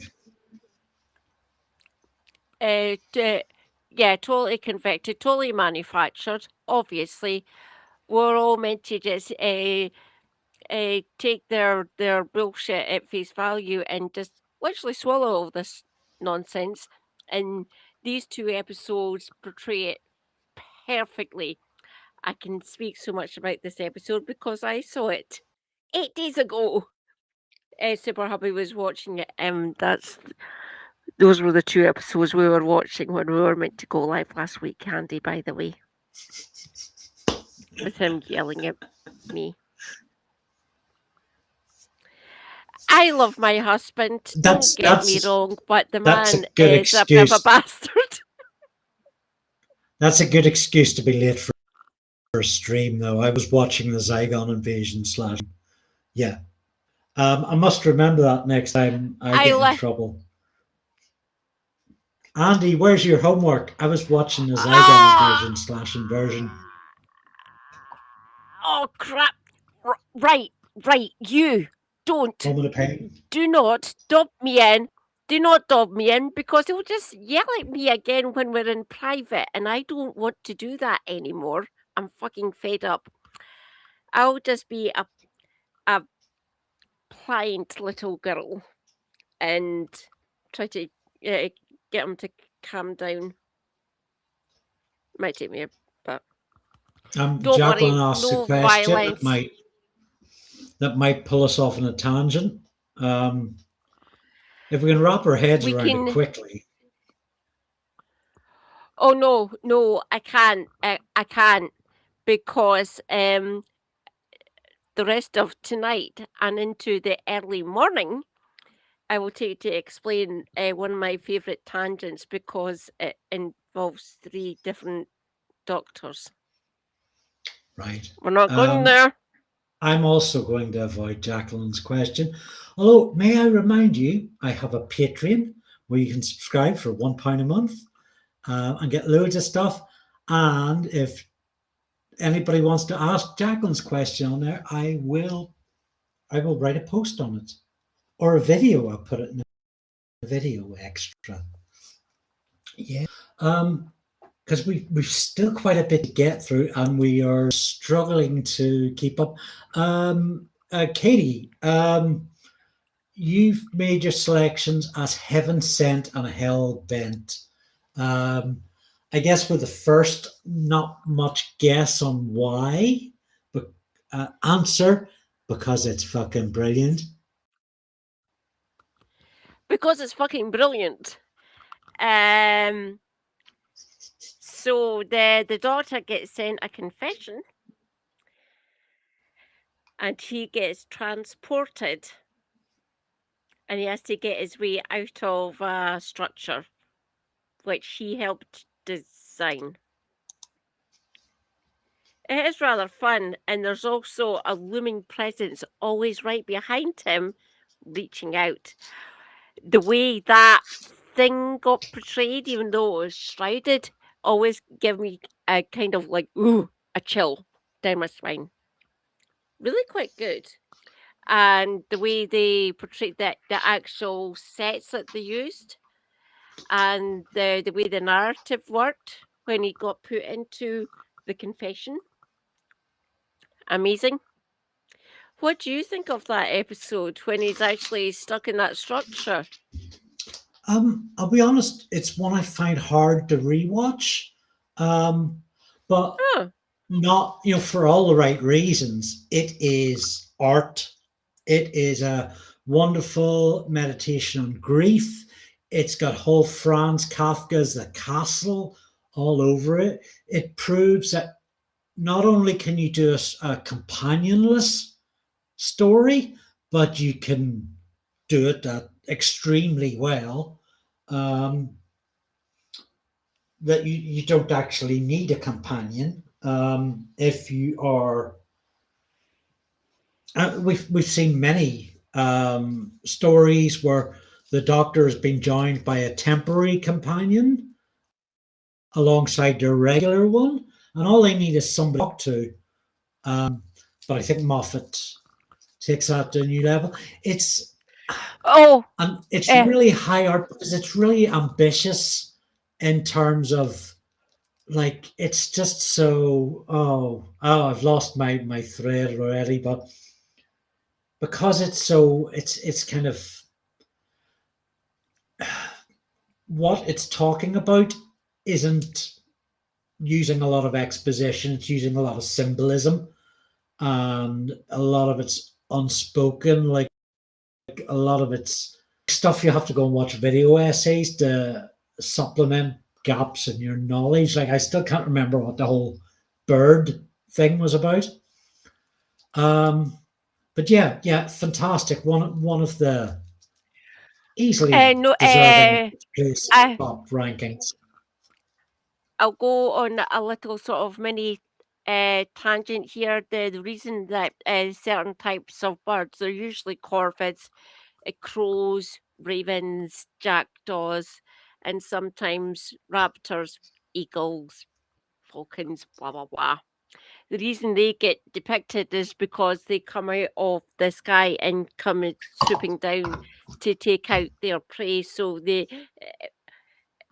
gets used as a symbolism that they're invading and taking you over. They're taking you away. They're taking away your essence. Blah blah blah. And that gets portrayed throughout mythology and history in certain cultures across the millennia. Essentially, that's why Of birds course. get used. And I'm just now remembering hearing you talk about this. It links back to Clara and the Raven, the bird Yeah, symbol yeah, again. yeah. There's some really, I bitch a lot about Whovians on YouTube, and they are a head stuck up their own ass bunch, but there are a faction of them that are. They really are. They need to stop whining about Doctor or stop studying Doctor Who. Go make videos about something else. But there's a bunch of them that make phenomenal video essays. It usually tends to be the people that do the long form stuff, um, and they will go into the themes and subtext. And let's face it, heaven is hell, heaven sent or hell bent is exactly what that's for. Yeah. I love a good Heaven's- video essay myself. I will What about move hell? on to Hellbent. Hellbent. Oh, rejoice! The Doctor's back on Gallifrey, and he's dealing with the High Council of the Gallifreyan Lords, who are They are all dicks. they're all egotistical bastards, self-serving, manipulative fucking cunts. MPs, or lords, if you Like wish. like Doctor Who fandom as classic timing doing comment.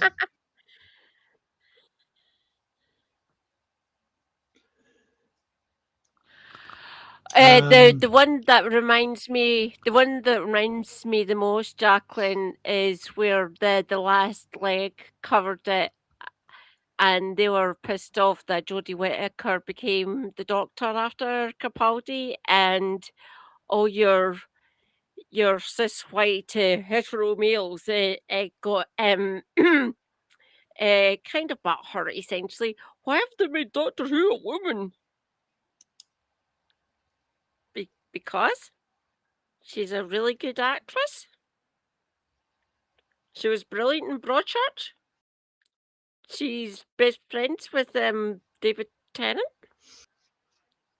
She was quite a good doctor, and they get so fucking whiny with certain storylines and choices of like either companions or the doctor. So obviously, until Ncuti and Jodie Whittaker turned up, cis het white man. Wow, don't get me wrong. It's an off-topic tangent rant against Chris Chibnall, and it's not me doing it. I'm going to use it in the boys' room. I'll be right back. Okay. Try to stay on topic, and little bit of a side tangent. The reason some of these people get so fucking upset or ranty or whiny little bitches about it is because, oh no, Doctor Who's went woke, the BBC's went woke, oh, they're too left wing. No, they haven't. No. Don't get me wrong, some of my favourite ones are really, really left wing episodes through it, like from Eccleston onwards. Don't get me wrong, they happened in the past. But yeah, in certain sections of society here in the UK have always been bitchy about the Doctor. As far as I'm concerned, they can all shut the fuck up. I've got issues with certain doctors and certain episodes and certain writers of things, blah, blah, blah. But on the whole, Doctor Who has been fucking amazing. And the sooner they fucking realise that, they're not going to get us to shut the fuck up, because we are the majority, by the way, now. Shut up, you whiny little bastards. I wasn't overly enamoured by the Gallifrey Hellbent one. And I think, I mean, there's a lot good about it. But I get it. I think it's the timing. I think the timing has a lot to do with this, because you have Moffat does such a fantastic job in the 50th of setting up the Doctor's new mission to find Gallifrey. And that's something that feels like as foundational as Russell Davies saying the Time War wiped them all out, or as foundational as Hartnell setting off. So it feels a bit like a bit of a cheat for 2 series later for that just to happen. He's found Gallifrey. It feels a bit of a bit selfish, a bit of a betrayal of what he set up for future storytellers. Maybe. Oh yeah, I was going to say maybe a bit of a grab to try and get some more audience. Maybe not a new audience, or expand on the audience. Don't get me wrong, I still love Heaven Sent and Hellbent. They're my two one of my two favourite Capaldi episodes. I thought they were really quite good and really well executed. I like them. What can I say? Everyone, go and watch Heaven Sent and Hellbent.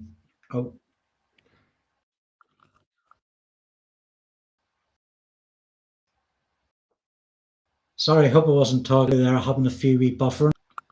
Hello? I'm still here. Hello? Can you hear me? Yeah, I can hear you. Yep. Cool. Okay. I'm just trying to screen what has happened. Let's see.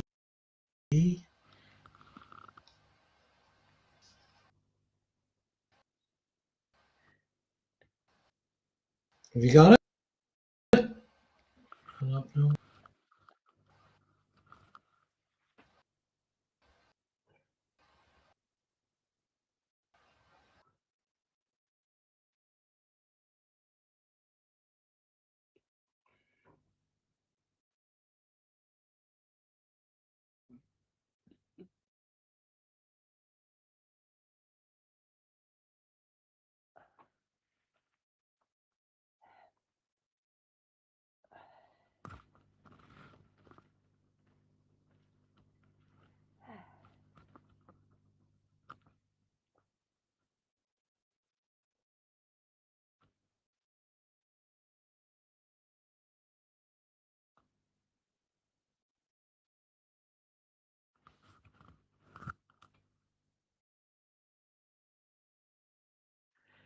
Oh, bollocks. If everyone can still hear me, hello. Feel free to post in the chat who your favourite. Right. Firstly, the doctor you grew up with, especially if you're UK based, and who is your favourite doctor of whatever doctor it is. I can see you. I can't hear you. Niall. Hello, Niall. Oh, damn it.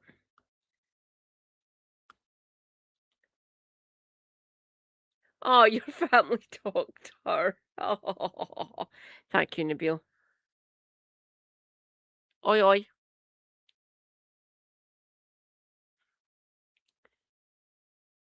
Can you hear me? Nice one.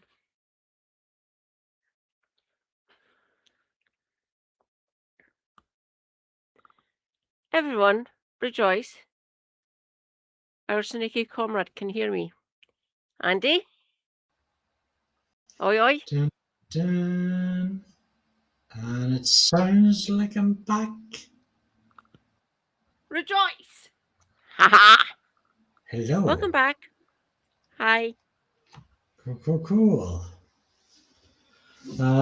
Right. I'm going to try and share my screen again and see what happens. I might just box over here for.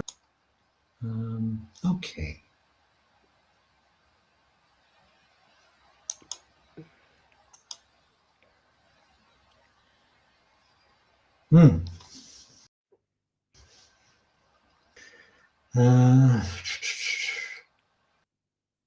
Yeah.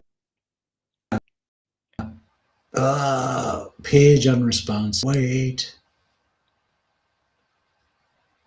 Do, do, do, do. So I think I'm back on problem, but we're just waiting for Restream to do its stuff before I can share my Right. A screen. total side tangent while you're trying to get this loaded up. Quickly explain bird law to me or direct me to an episode.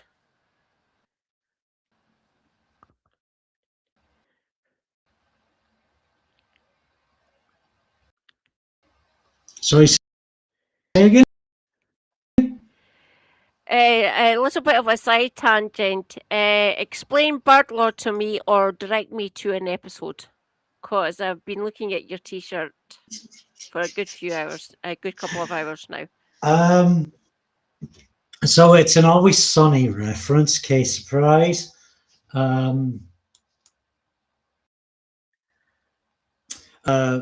Charlie Day, Charlie Kelly, is certain that he is a bird law.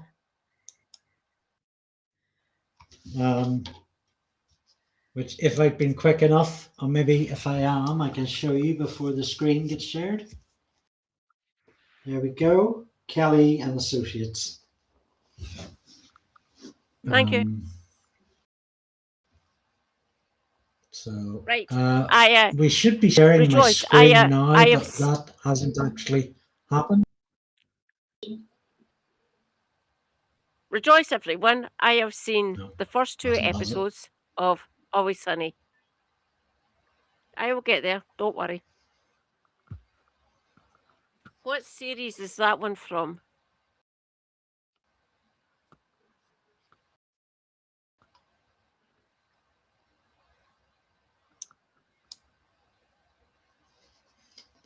Sorry, Katie. I had to shut down the screen share there. So I missed your comment when I was trying to figure that out. What did you ask? What series is that T-shirt from? Oh, 3 or 4, I guess. Okay. So I'm on Series 1, Episode 2. I haven't seen 3 yet. Give me time, everyone. I will get there.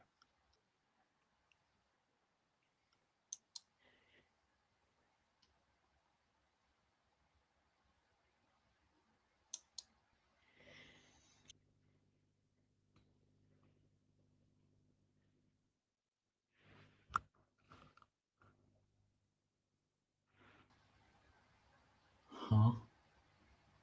Right, I'm not not really sure what's going on with Restream here. This is but it's really annoying.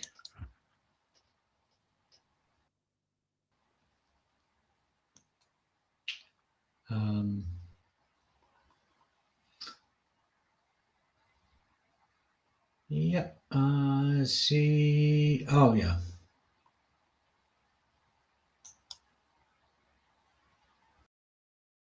Oh, it was going so well. Hi.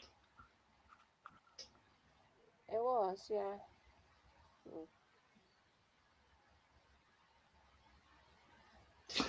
And I'm back. Right.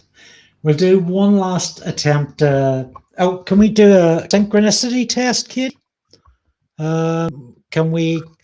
I'm going to count down from 10, and you count in when you hear me. 10, 9, 8, 7, 8, 6, 7, 6, 5, 4, 4, 4, 3, 2. 2, Right, I 1. don't know. 0. Are we in sync yet? Anybody? Sounds like no. Repeat I'm after going to share me. my Pat screen McFadden. one last time. Oh.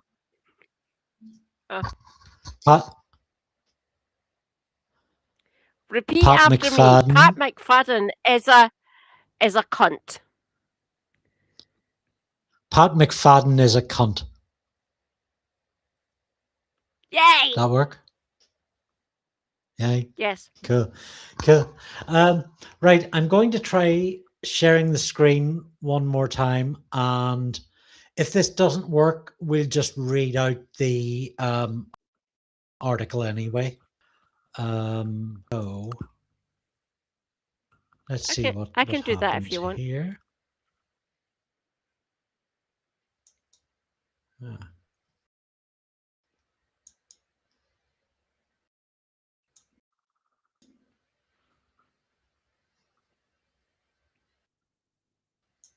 Okay.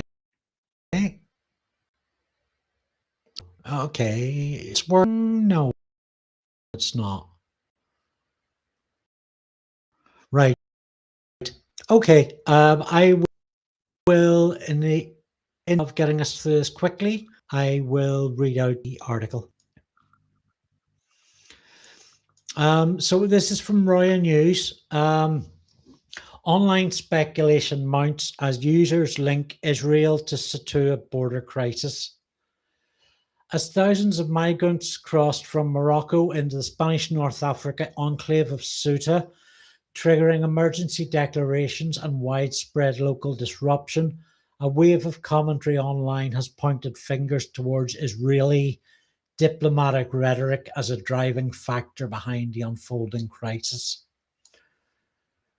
Can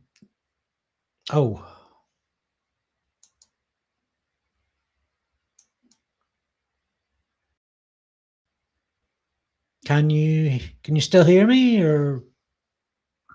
Yeah, I can hear you. I would say I would take over reading it if you want, but I can't see it.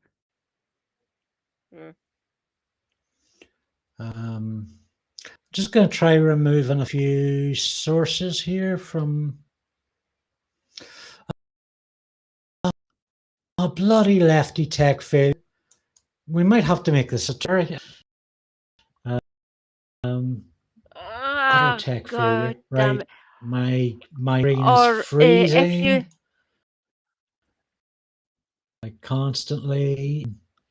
Yeah, I'll just try and rest.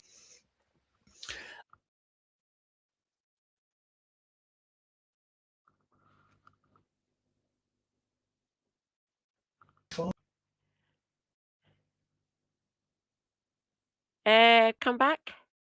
What I can do, even though I've still got my phone here, I can read it out and we can talk about it if you want. Take off screen rotation. You want to read that article, and then I will try and sort out my BS my end. Yeah. What paper was that article from again? So that's the Royal News link in your, yeah, you know where to find it. Yes, I can go to Discord.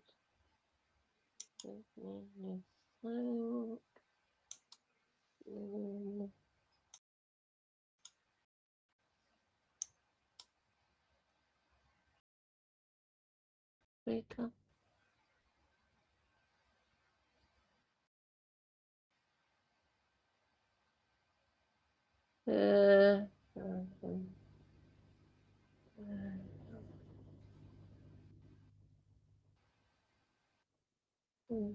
Okay.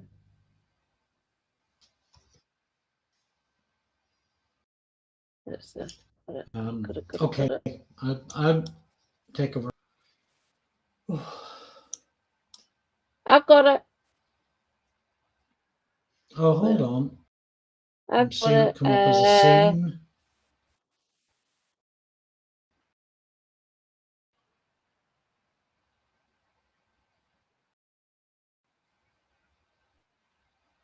Okay. Oh, Christ's sake. Oh, I've got it on screen now, at long last.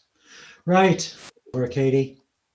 Now it's the text decided to do its fucking job.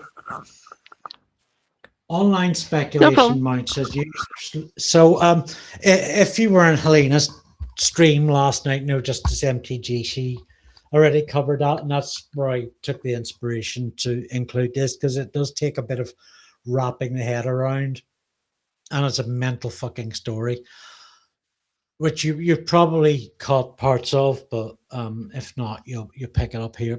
Online speculation mounts as users link Israel to Ceuta border crisis.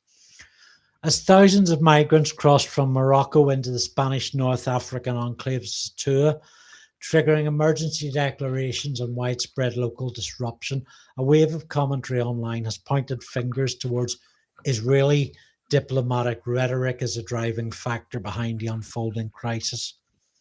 Over the past week, thousands of individuals attempting to reach European soil entered Ceuta, mostly by swimming around coastal breakwaters or crossing shoreline barriers. Local reception facilities.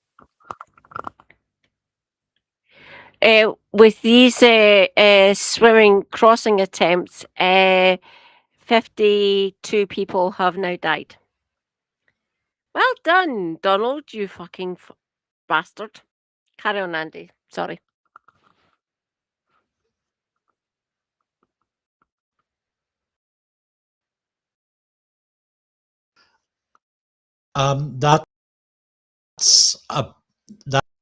That's actually a bit behind it. So what I'm reading today is I think the figure I got was between 69 and 86. So the death tolls shot away up. When it covered, sorry, your signal's not well. The signal from my hearing it break up a bit. If you can't, if my mic is breaking up for you. Oh, damn. Yeah, Katie, just let me know. Okay. Local reception facility at Capaldi.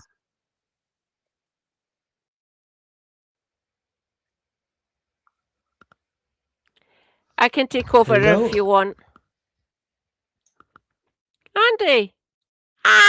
We can see him, but we can't. Andy? I can take over if you want. Yeah, I mean, I'm fine. Oh dear.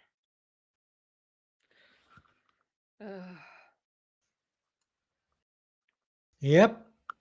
Rejoice, everyone. Left is tick, isn't it? Okay, if you want to take over, can I try my best to story about on the screen? Okay. Local reception facilities quickly exceeded capacity. No wonder.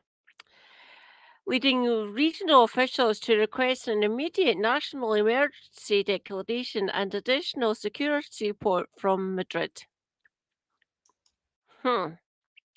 Following previous public criticisms of Spain's border situation by Israeli officials, including UN ambassador, that's the Israeli ambassador to the UN, Danny Danon, who publicly questions Spain's territorial status over its North African enclaves. You have to remember, Israel isn't expansionist at all, honestly. Social media users and political commentators began floating theories regarding underlying motives. Really? I'm surprised.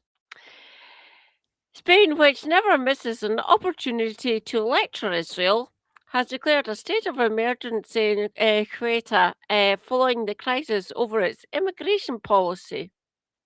Citation needed. Maybe before it continues lecturing us, it's time to explain to the world why it still maintains colonial enclaves in Africa, Danon said on Twitter. Elon, get fucked. I'm not going to call it X. Internet commentators and several Spanish public figures have alleged that the crisis may be connected to retaliatory pressure over Spain's recent foreign policy stance regarding the Gaza conflict. Really? I hadn't realised that. Older statements made by Yair Netanyahu, Benjamin Netanyahu's son, by the way, Prime Minister's son, have also recirculated widely. Really? Your social media game, Israel, is on point, as always. In May 2019, amid arguments over Spanish support for pro-Palestinian NGOs, non-governmental offices, by the way, he posted a map of Ceuta and Melilla with the message, "Dear Arabs and Muslims, want to free occupied Arab Islamic lands? Here's a good start." Basically encouraging people to invade or cross borders, either illegally or legally, at the behest of a foreign national. That's fun. Totally within international law, of course. Yair Netanyahu accidentally educates people as to this current crisis by sharing this image where you can see on the left side of the screen how close Ceuta is with the Spanish mainland. But also, I mean, note this is dated May 25th, 2019. So this is very much tantamount to the sort of scenes that we've seen of 49,000 people migrating within the space of 24 hours. I mean, this is the 24 hours. The 24 hours is correct. It's now estimated 68,000. 68,000. Yeah, in the space of a day. Yes, no foreign coercion happening here at all. Honestly, why would any other foreign national actor want to do this at all? Ever? The story already, of course, has its own Wikipedia page, as well it might. And if I read correctly, a sizable number of those who crossed have returned. Correct, Jacqueline. I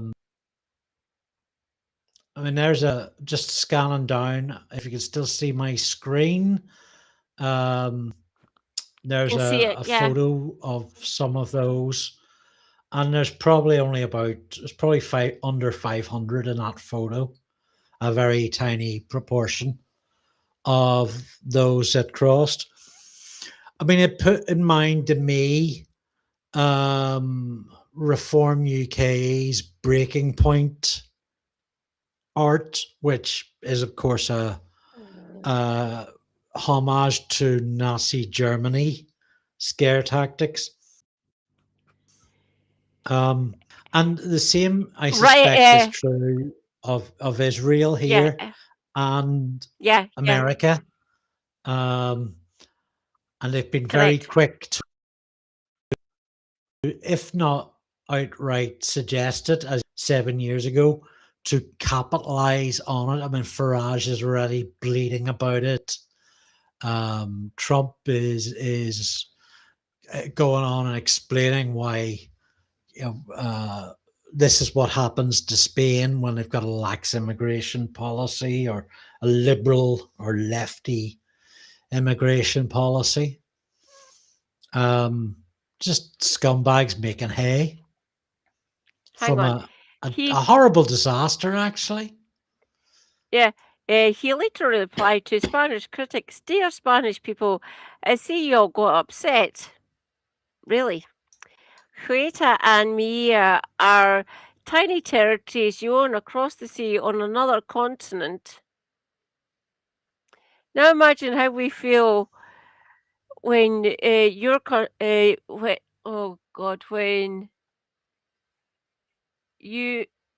your government calls for Israel to give away Judea your government and Samaria. calls Samaria. Let's make a deal. We won't fund NGOs in your country calling you to give away Ceuta and Melilla, and we'll stop funding NGOs in our country that calls us to give away no.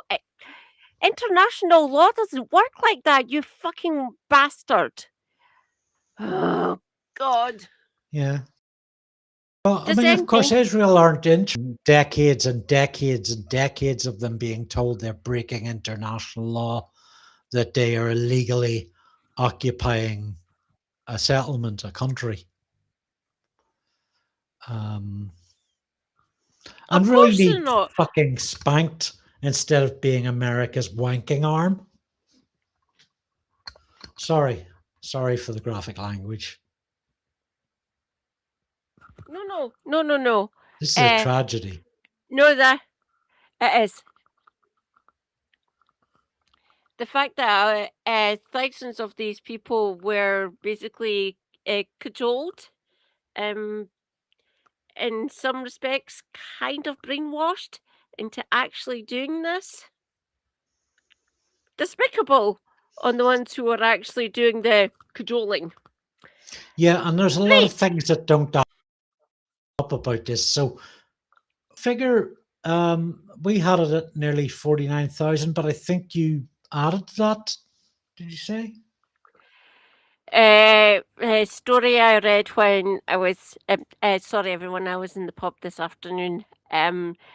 Story I was reading on the Guardian's website said 68,000, so it's somewhere between like 50 and 70,000. The numbers are a bit wibbly when these sort of events happen, these sort of things happen.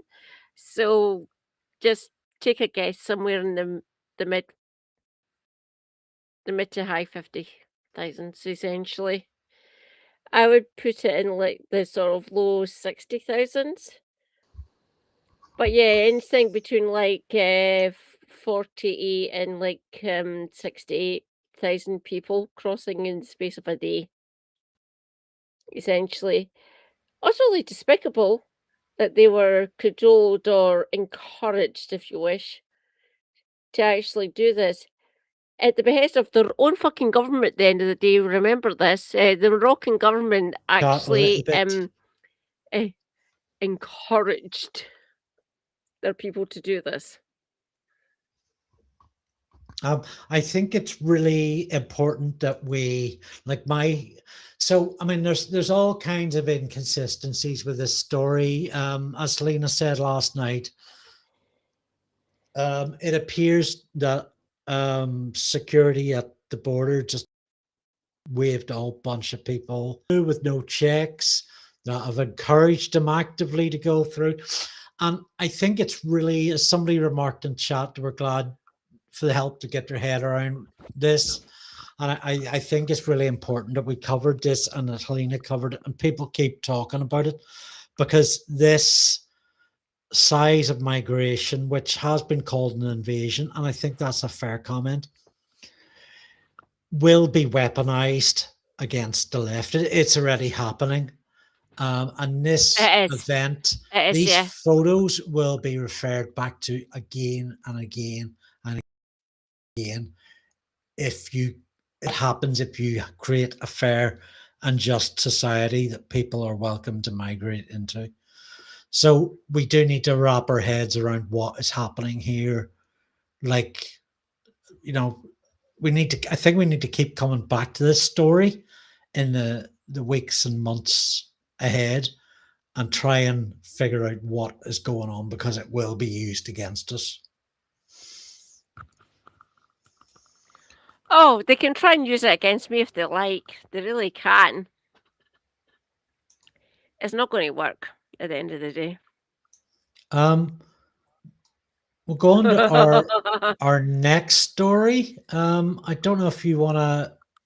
Well, no, I can take this. It's a shorter story, and I think my microphone's synchronized now. You can all hear me, okay? Yeah. Oh, I was wanting to read this one. Do you want to read this one? Tell you what, I'll do the stuff above the photo, and then let you go into the text. From the Guardian. Diane Taylor, 20th of July, Tuesday. Home Office used AI hallucinated information to refuse asylum claim, judge suggests. Upper tribunal unable to find documents cited in case and claims it is analogous to relying on bogus evidence. So take it away, Katie. A senior judge has accused the Home Office of a senior judge has accused the Home Office of relying on AI hallucinated information to refuse asylum claim. The case relates to a Moroccan woman and her child who fled her country after experiencing forced underage marriage and extreme violence, including rape. The woman claimed asylum on the basis of fears that she would be killed by her husband, a powerful, previously convicted criminal. Fantastic. The Home Office refused her case, citing evidence from a supposedly independent and authoritative document known as Country Policy Information Note, CPIN, which they said confirmed that Morocco would be safe for her. Citation needed. Do your due diligence, Home Office, you fucking bastards. But the document could not be found, although its existence was relied upon by a judge who rejected her appeal against the Home Office refusal decision in an immigration court known as the first tier tribunal. There's 3 or 4, I believe, depending on the type of individual. The woman lodged a further appeal to a more senior court, the Upper Tribunal Court, where another judge raised concerns about the unlocated document. And a decision on the 14th of July, the judge said, it appears that no such CPIN has ever existed. Who'd have thunk it? He added, in relation to the missing document, no such document has been located in a public domain, and moreover, the Home Office's country policy and information team has been unable to confirm its existence. I hate my government. Isn't this fucking disgusting? You are one of the 4 great offices of state. Do your fucking job, Home Office, you bunch of fucking bastards. He said that after looking at the Home Office letter refusing the woman's asylum claim, it bears hallmarks consistent with the use of artificial intelligence. It may therefore transpire that references to country information note in Morocco, July 2021, and that letter are a result of an AI hallucination. If so, that would represent an extremely serious failing on part of the respondent, basically the Home Office. In a further critical statement, it just said that relying on a document that did not exist was analogous to relying on bogus evidence, basically fucking lying in a court. He determined that the issue was a procedural irregularity, not doing their due diligence or doing their fucking jobs. The Guardian asked the Home Office if the document existed and where it was, after initially sending a link to an archive where the document could not be found. The Home Office produced a different document of a piece of unpublished internal guidance known as Country Information Note. No CPIN has been published on Morocco since 2017. In the course of the case, the Home Office references changed from internal guidance CIN to the CPIN, which generally treated as authoritative judges. Do you want to know? Do you want a wee reminder of whose watch this happened on as Home Secretary? So, and I'm just going to count back the last 6 or 7 because there was a bit of a change. Syed Javid, Priti Patel, Suella Braverman, Grant Shapps, James Cleverly, Yvette Cooper, Shabana Mahmood. So essentially like fucking Batman's fucked up rogues gallery of cunts. And not the nice cunts, the horrible ones. It's amazing, isn't it? I want the every best scumbag you can think of. I mean, those are the top. You know, those 6 or 7 are in the top 10 of scumbags in British politics. Right, Helena done that tier of the entire cabinet last week. Should I do a tier for cunts? Basically, who should be TOS and who should be also TOS? I don't know. Rank. I don't know. It is tempting. I think it might get a bit depressing a bit quickly. Oh no! I know lots of stuff about these people, Tories, Labour, a couple of SNP, unfortunately, and a good few Lib Dems. If I may be so bold, my friend, that's part of the problem.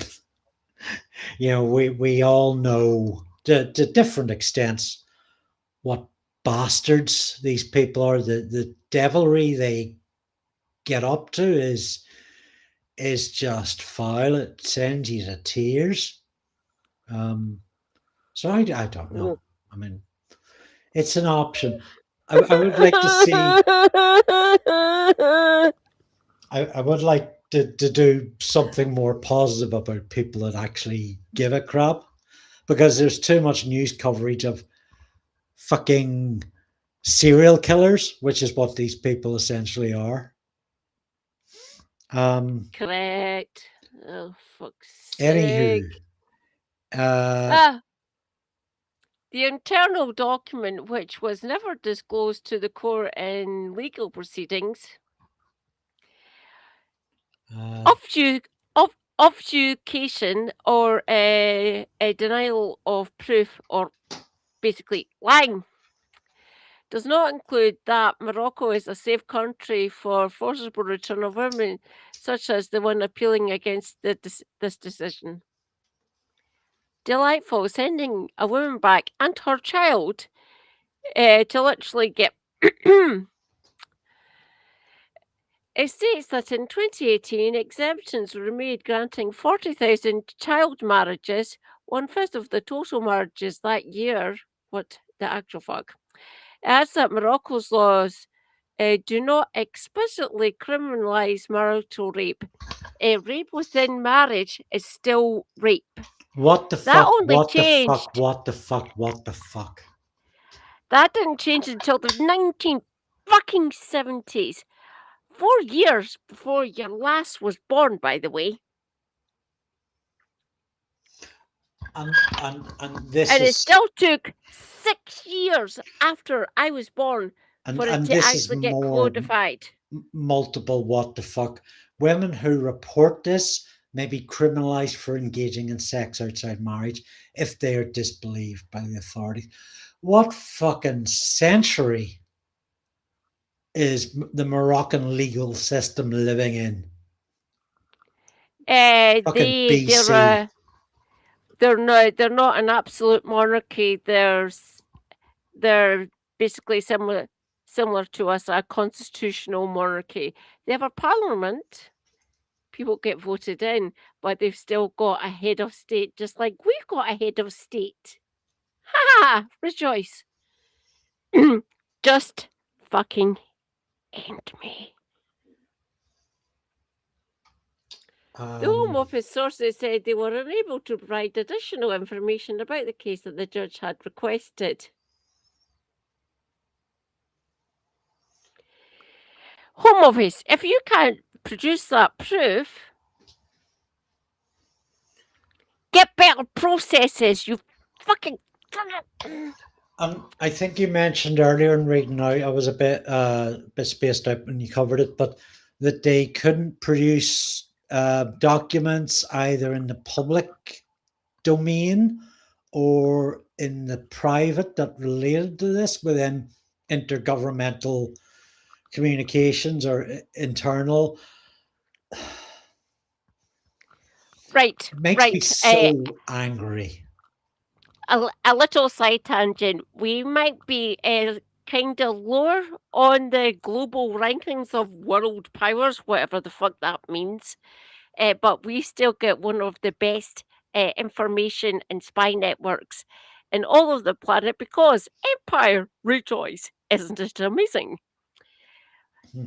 The Home Office knew this information. They fucking did. I don't care what they fucking say. They knew this information. I know how good our fucking network is. I've literally fucking dived into it. The stuff that's got released, obviously, there's still stuff that is locked away in vaults underneath the Houses of Parliament and other locations that none of us, I repeat, none of us will ever fucking see. Because the British state. Fun! Rejoice, we have Miss Hire. Hello, darling. Miss Hire, hello, welcome to the stream. I don't know if Layla Spellwind's in tonight, but this is where they frequently lose their rag with artificial intelligence, and this is the sort of thing why artificial intelligence is so dangerous. This is the end point of it. Do you want to know something? We have one of the best. We have the bestie, the best, the Welsh techie god, and we can ask him about this if we can actually get him if he's not too busy being a new dad. He's got some really good takes. Yeah, well, we'll let him enjoy that for a while. Let him get his paternity leave in. Jacqueline asks, how soon before they have jury trials where the barristers or advocates, the jury and judge are all AI? Frightening and probable, I think. I'm sorry to piss all over with Jacqueline, but yeah, these bastards will try it. Andy, Jacqueline, Miss Hire, Flow Snake, Omaha, Jim, if you're still here, Supermod, Nabil, if all of you are still here, it's never going to happen. I've still got breath left in me. I'm not going to let that happen. My cousin isn't going to let that happen. So there's a few things we can do to fuck with AI. I mean, as I've said before, it's inevitable, and all we can do is fight AI. We can't hope to win. We can fight it for as long as possible. So there's a procedure called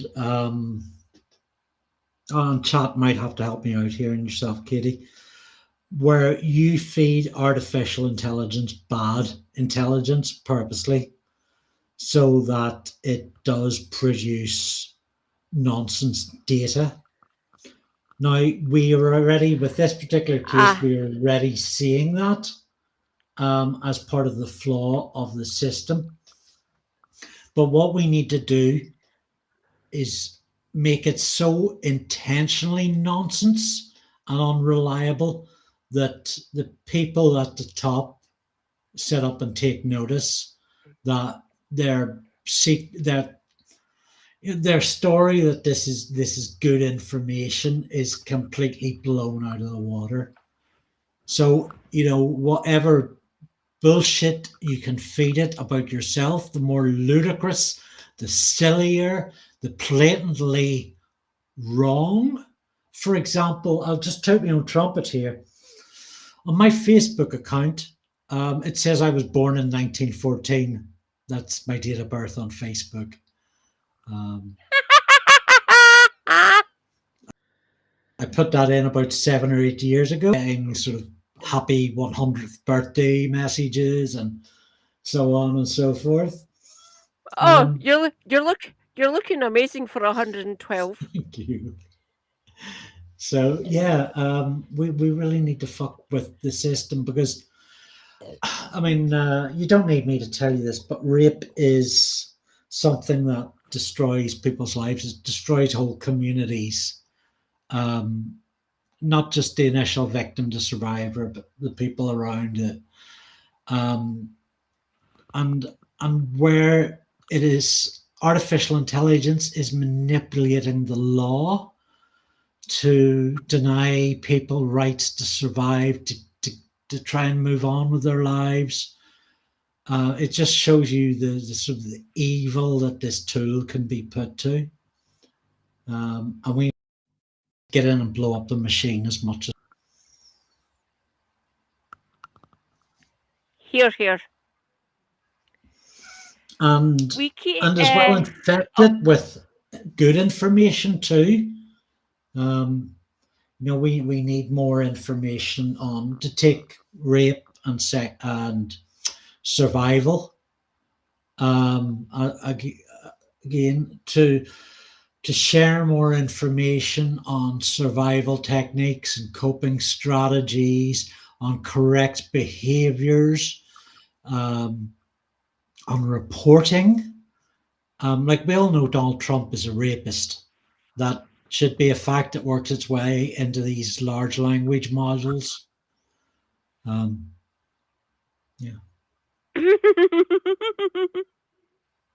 And I think there's been a few cases recently, hasn't there, where Elon Musk has been held victim to some of Grok's summaries about him. You love to see it. You love to see it. Be sure your sins will find you out, Elon. Trust me, they always do.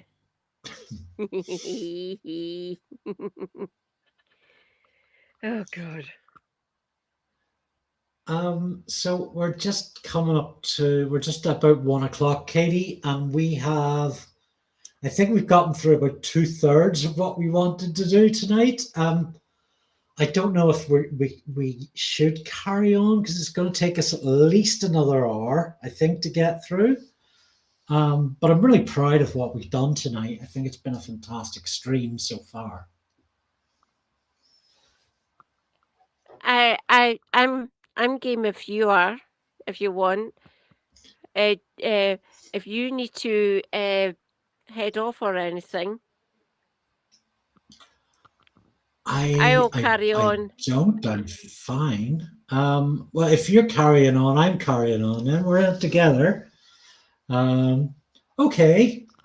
So let me try and share my screen again. Give me a wee minute just to source some artwork. And I'll be right with you. We are going to move back into talking talking episodes that we love. And you should see appearing on screen now promo art for Doctor Who season 10 to help sort of get you in the mood to conjure that up. There's your comments. Out in space with Bill Potts.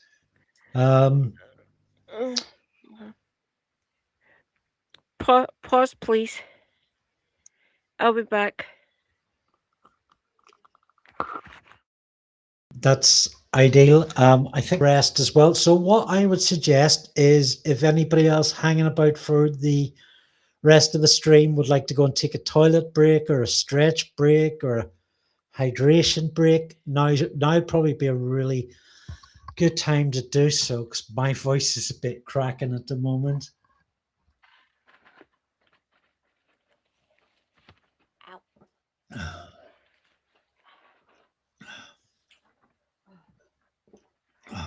Jackie's off out for a ciggy. I'm gonna pour some more cream soda. If you're hanging about, feel free to fill up the chat. Let us know if you're thinking tonight is working. Because I have a similar sort of pitch for Katie as to tonight's one,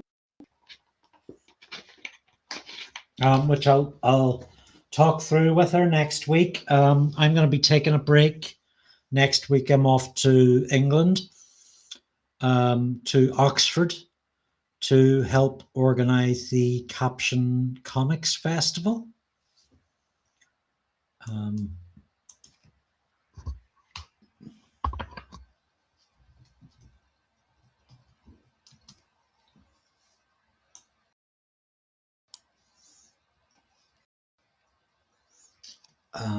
In Oxford or near Oxford.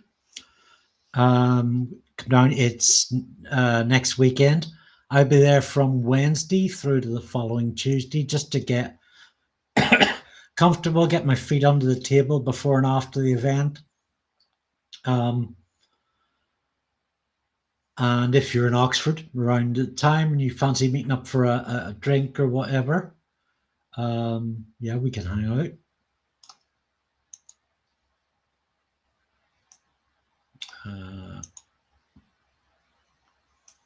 One sales table,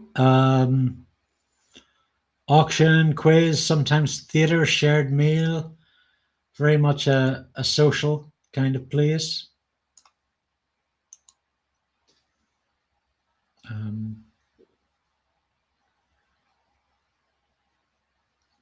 Yeah, lots of fun.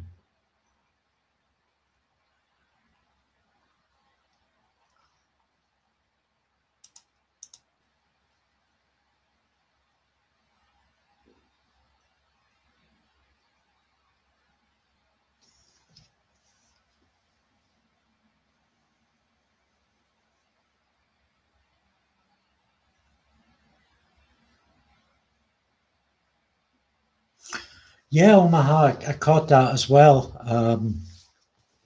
And with the two major media visible conflicts in the world this last few years, there's been I mean, drones really seem to have played much more of an important part in the warfare. I mean, I think they were there right in the invasion of Iraq in 2004. Um, but like much like I've seen reports of swarms of drones attacking military bases.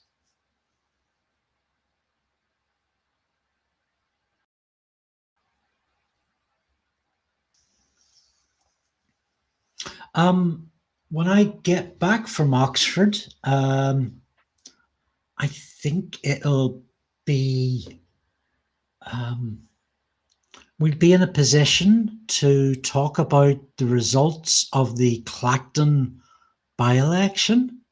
It happens on a Thursday, so they should be out, I would assume, by the time of our Saturday night stream.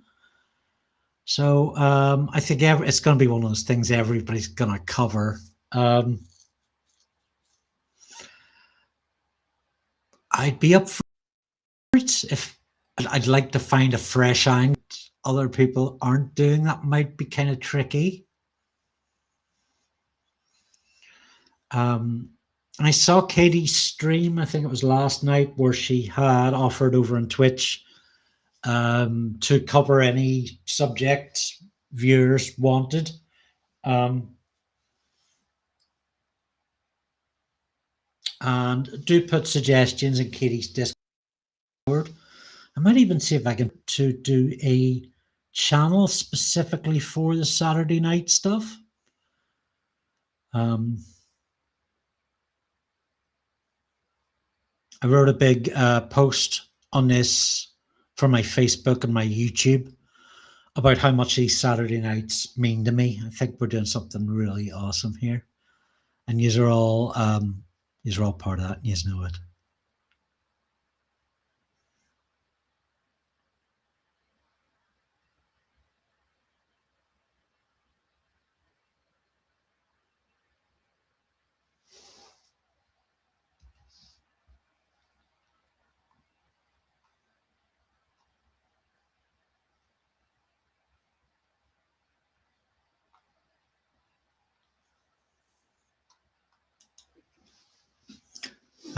I do want to wait for Katie to get back in order to rest my voice a bit. And there's 2 episodes we're going to talk about that she watched, I think, today.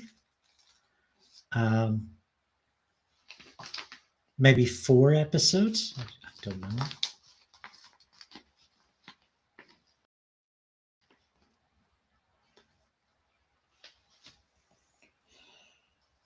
Oh.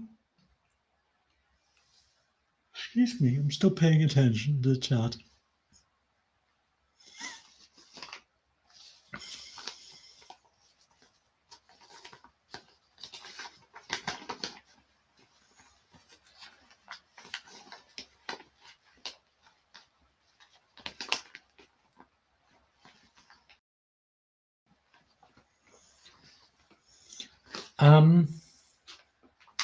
Yeah. I'm gonna sneak for another cigarette. Probably a really bad idea if I'm trying to conserve my voice.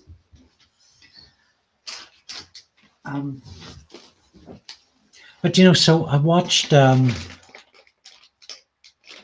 watched a few episodes of Series 10 recently. We talked about covering the news stories in this in terms of 2 themes. So we have Bill, possibly the Doctor's first gay companion, if I recall rightly. So that brought into view LGBT issues. And also a fair amount of the setting is at the university. So, if you remember rightly, there's a doctor is mirrored kind of arc mirroring the John Pertwee stuff where he's not supposed to leave this set location, which is a university where he is a teacher, which just makes an instinctually perfect kind of sense. He's a lecturer. Um, I'm I can't remember if there has been any previous instances of this. But it seems to make perfect sense. The doctor as a lecturer, particularly Peter Capaldi's doctor, with his kind of advanced years and his very lecturing tone. Welcome back. Our turn. Tennant as John Smith. Oh, yes. I will say the word Yana. Yana. Yane. For those of you who know, you know. For those of you who don't know, ask me. Or Andy. Or Jim Speak. So Yana is the companion at the end of she's at the I'm going to give away spoilers if I do this. So she's the alien with the wobbly bits, right? And she's working with an old dude played by a famous actor. So what's the lecturer kind of link there? No, so it started out with the family of blood, and you had the watch where the doctor lived. Sorry if I'm giving away spoilers here. If anyone's wanting to see it, I can coach you through that entire arc if you wish. Perhaps so a conversation basically, for another night. Oh, she was a professor. Yeah, I'd forgotten about that. So Yana stands for You Are Not Alone, and that was said by the face of Bo. Tangent. I'm not going to go down that tangent. Let's talk about the pilot. Did you watch this? Was this one of the ones you watched in the last 48 hours? Yeah, it was one of the ones I watched. I quite liked the pilot. I completely forgot about that one actually. I remember Smile because it's stuck in my head so severely because the emojis and those emoji bots. Okay, the Vardy in general. One thing at a time, Katie. This is how tangents happen. So the pilot, I haven't watched it in a while, but I fond memories of it. Like I said, the doctor thing. That it is a pilot. I mean, Doctor Who has always sort of relied on not explaining itself to viewers and not saying this is a show about, or this show has a mission statement and this is what it is. It's always kind of assumed or made it up on the fly. And I mean, the pilot, while it refers to alien pilot, the name doubles as a pilot for the show. It does give indeed. us a brief talk through or opinion, or say something because my voice hurts. So Capaldi is a professor at a university where Pearl Mackey's character is working in the canteen, and she makes chips. They're the best chips ever. Chips are amazing. I love chips. So she works in the canteen and she goes and listens to the doctor doing his lectures to the actual students. and she loves it because it's the Doctor. Of course she's going to love it. He goes inside tangent, just like me, and he explains everything. It's like this and that, and it's all fantastic, and this is the world of science, blah, blah, blah. And it's very bombastic, as the Doctor can be at times. And she has a love interest who is called Heather. Heather is beautiful. She's got a star in her iris. Heather's boring. And she gets... Sorry, carry on. No, I see it. I get you. Yeah. She's beautiful. She doesn't bother me so much in the pilot, I think. It's the end of series stuff and with her return, it really rankles me. Yeah. Very. Yeah, I can see why.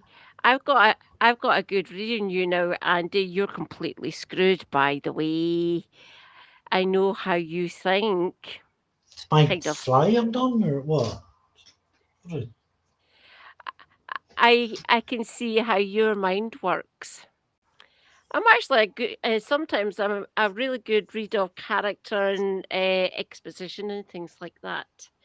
And through our streams and talking through VC and stuff, and you talking to me in chat, I kind of got you decoded a bit. A little bit. Yeah. Cool. So the pilot,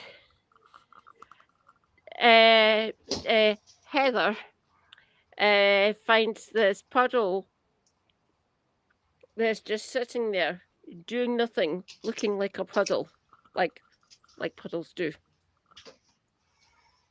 Hasn't rained for a week, and that's still there. That happens. There might be a dip in the concrete.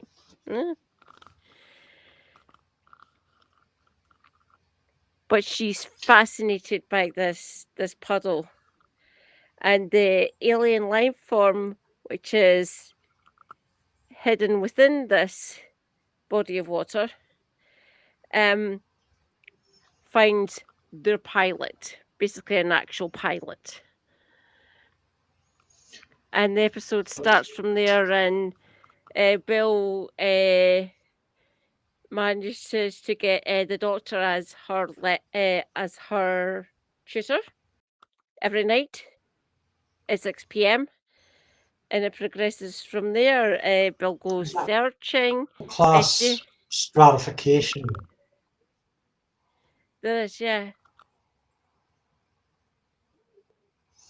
One of the elements of it that I really like is, and I'm not sure if this is accurate. So there's a sense watching it where Bill and the Doctor run from this alien, and they encounter. There's a scene where they encounter Daleks at war with another species and events. And I have a memory of the pilot as an episode with lots of these little sequences, like a kind of anthology of the Doctor and Bill crossing time and planets and just getting involved in tiny little incidents as they try to outrun the puddle girl. And I don't know if that's accurate, but I mean that's my memory of it, and that's why I quite like it, along with all the Pertwee nods and the university setting. Yeah. Oh, Andy, can you answer Jacqueline's question? Yeah. Is it Heather you find boring, Andy, or the storyline surrounding Heather you find boring? I think, let's be fair, it probably is a storyline surrounding her. I mean, I think she's okay in the pilot, to be fair. I'm a bit hard on her, but it's how Moffat uses her in the series wrap up. Because she's kind of, Ooh. There's an emotional angle in the pilot and how she interacts with Bill, and that's established. But there's also very much a feeling she's like a one episode character. Um, and then at the end of the story arc, she's just pulled out of obscurity to assume this major role in the story, and it's quite a disconnect. I feel it doesn't really, it hasn't really earned it. If you know what I mean. I can see that. I can see it. I quite liked watching the pilot again. It was quite good. Don't That get was me good. wrong. I've got issues with it and stuff.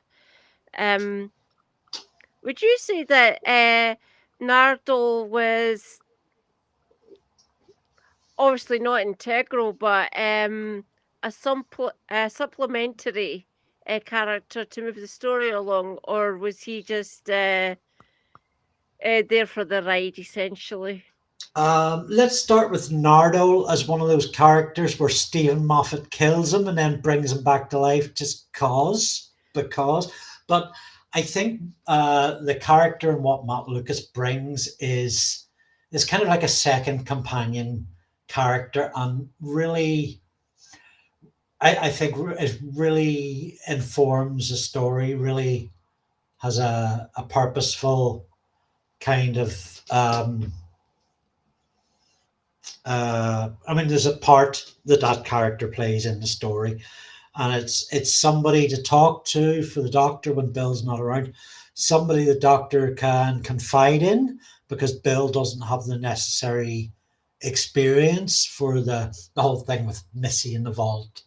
Um, and we get the impression that Nardo is somebody who, while not overly competent, is somebody trusted with a bit of history with the doctor and understanding of the seriousness of his possibilities and responsibilities. And I think it harks back to the Unit family, and we see all these calls back to Unit and Pertwee through the Capaldi era.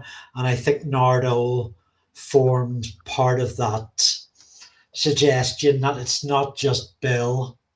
Um, Nardo is part of what's keeping him grounded. And actually, in the story mechanics, Bill is actually pulling the doctor away from his responsibility to guard the vault. So you need Nardo there to anchor him to sell a story. Whew.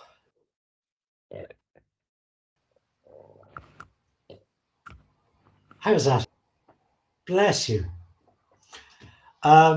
Katie suggested. Oh, she's not done yet. So I'm gonna wait. Um,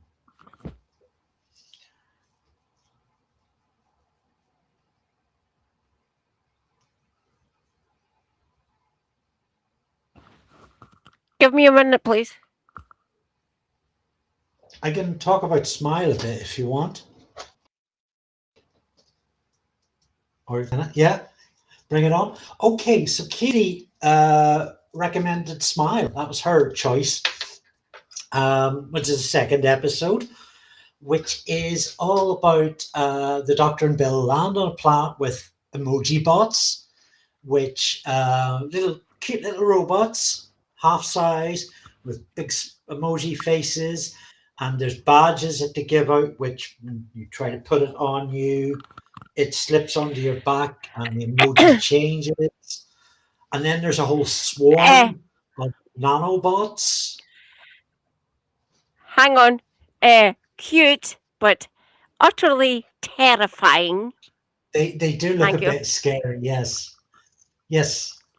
Oh no. That is the universe doesn't die in a big bang. It dies with a whimper. With them, literally, unaliving us. So That's there's a why the emoji whole bots in my yeah, they have a whole swarm of nanobots that grow and that come out of the walls, just feast upon colonists and turn into bones. and it's a bit of a quest mystery story. Um, and I remember watching it years ago and thinking, oh, that was okay. Didn't really leave a big impression. I had problems with it. But going back and rewatching it for this stream, I really enjoyed it. Um, I do think it still has issues in the wrap up, basically, but the whole journey to It get there does, is yeah, just so full of so yeah, many good ideas. Um, yeah. Hmm. and there's a lot of great I Dr. Bill Nardo stuff in it too.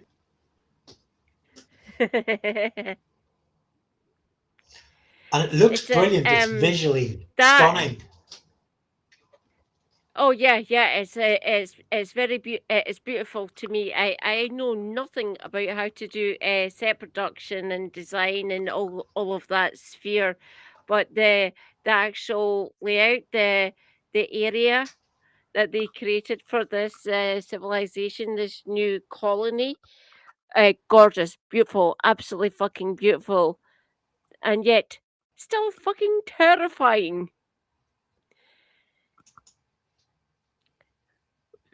They are not in the wall, they are the wall.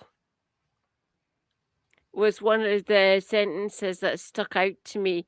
And watching it again, I could actually hear it coming up. I said, oh my God, that's why I remember it. They are not in the wall, they are the wall. Dear God, terrifying. Often in the It's got a Stephen really good Moffat pace as era, well. he, oh, hang on. Often in the Stephen Moffat era, he struggled to tie everything together. Miss Hire, you are correct. He tried his best. Yeah, He really yeah. did. He done a good job, but some of his execution kind of fell flat in its face. So Sorry, the Stephen. I script for love you Smile, desperately. um, the script for Smile was by Frank Cottrell Boyce, who I'm sure has written other stuff for Doctor Who. I just can't remember what. Maybe some Whittaker stuff or maybe Class. Um, I think he had a solid idea of what he wanted to do with Smile, and it seems to have played out on screen. But I don't know exactly what my problem with Smile is, but I really, really thoroughly enjoyed it this time. I like that. First reactions are not necessarily the correct reactions. Don't get me wrong, each to their own. Our reactions are all our own, and we express them or internalize them to a certain extent. Uh, my first time watching this, it all came flooding back to me. This is a memory hole. Everything's still up here. I just need a certain trigger and it all comes flooding back to me. But with this one, it happened Jacqueline instantly. asks, sorry. Carry on. No. Jacqueline asks, any Doctor Who reactors and reviewers on YouTube are quite good. I find myself watching Funny Little Girl Reacts, and at the moment she is halfway through Capaldi's first season. She's about to do Flatline, and her heart's breaking because she really, the Capaldi version of the Doctor is just so, the way he is. We know what we're talking about, and it's breaking her heart, and she's crying, and her emotions are bouncing about quite a bit. There's a number of so a number of really good video essayists. Clever Dick Films, Cosmic Night NITE has recently done some good stuff. Matt Smith and Capaldi. There's a guy called Davis, who does a series called Broke Canon about the really weird bits of Doctor Who lore that are kind of very funny or spooky. So yeah, I will. So funny little gal reacts. Cosmic Night, NITE, and Clever Dick Films. Thank you. Much appreciated. I will. And if you can, I will put that in chat.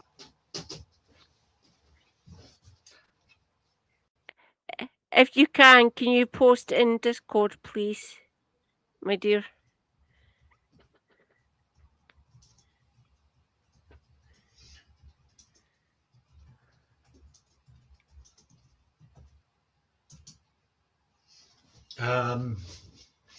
Yeah, funny little gal reacts, and the last two are video essayists.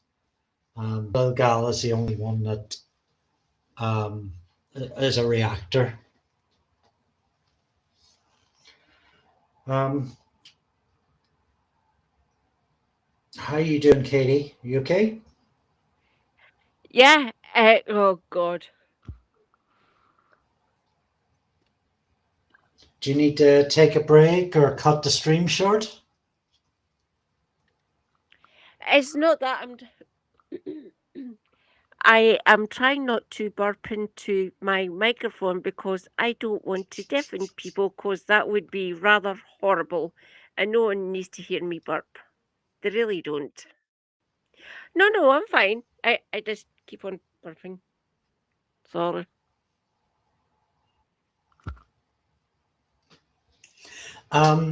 We'd also chosen, no surprise here, the Dr. Full Enough in Time, which is the two-part Missy Master Cybermen story. Yeah,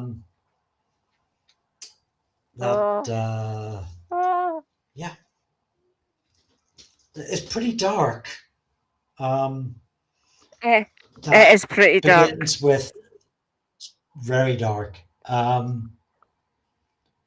Bill taking a lift to a black hole, much, and I think really doing for the Cybermen what Dalek did for the Daleks as far as New Who.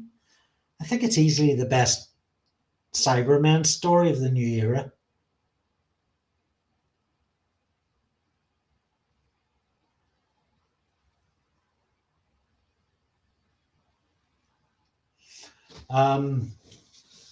Yeah. Oh, yeah. I agree. Yeah. Let's not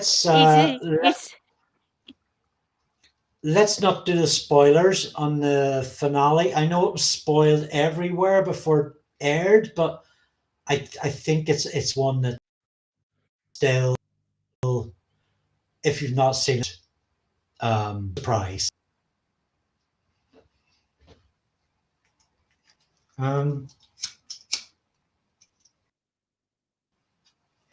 Oh, Andy, can I quickly ask you something? Go for it. Can I quickly ask you something? Go for it. How does the casting process work? Especially, like, we'll just pick any of the doctors, any of them, or any of the companions. How does the casting process actually work, or is it too convoluted? I'm not sure how much I can reliably mention. So, I mean, with Eccleston, he and Russell T Davies had worked together on The Second Coming, a very quirky mini series, which was a lot of fun. And Eccleston had heard Davies was rebooting the show, got in touch with him.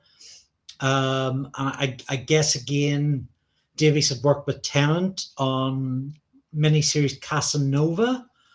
and that had them in their orbit. There was some level of open calls from Matt Smith, and from what I've heard, Moffat actually really wanted Capaldi at that point, but Matt Smith came in and just blew them away with his performance. If he didn't want Capaldi, he wanted an older Doctor.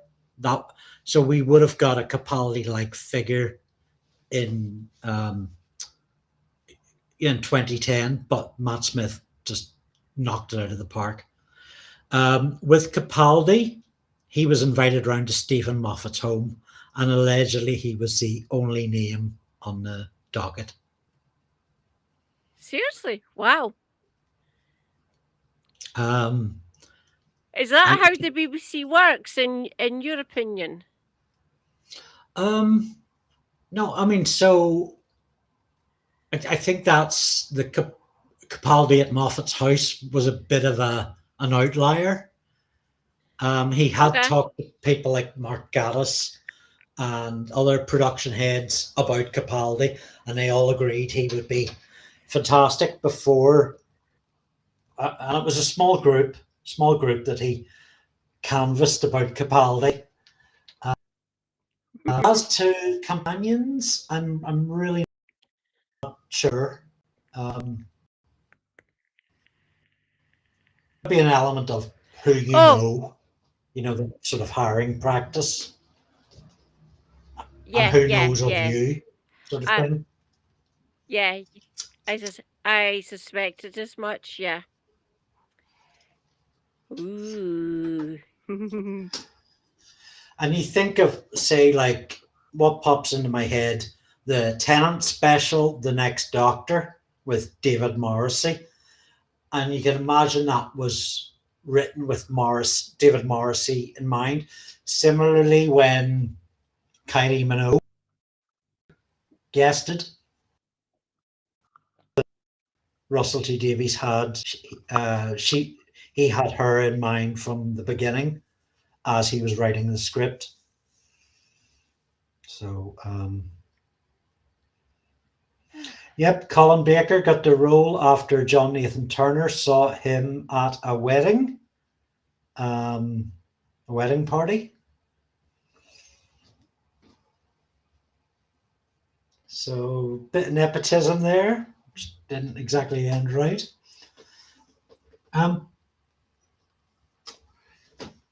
Have you anything to add on the Cyberman two-parter?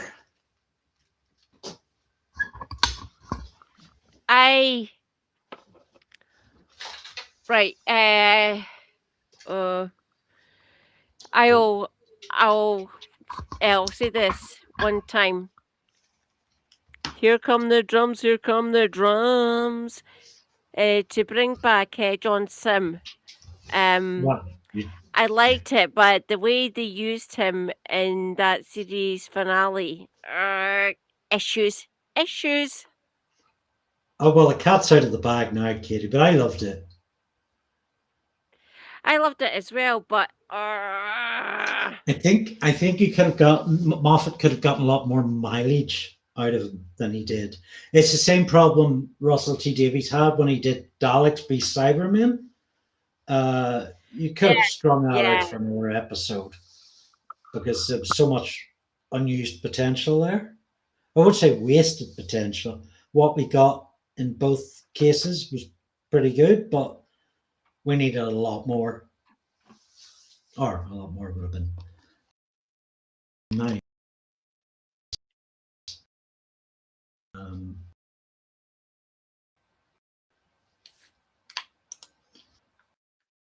I knew maybe one of them, or we could just talk about them and talk around them.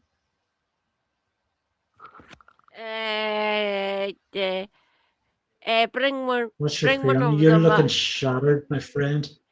I am. I'm really. I'm still awake. I'm just in some. Well, not pain, but stiffness, and my knees and my ankles are causing me issues. I'm still here. I'm still awake. But God damn it. Well, here's what I propose. I'll try and share them on screen, but instead we'll just talk a bit about them. Maybe a bit of a summary for people who haven't stories and give our own takes on them. Yeah, sound good? Yeah, all good. Carry on. That sounds good. So I can share the screen.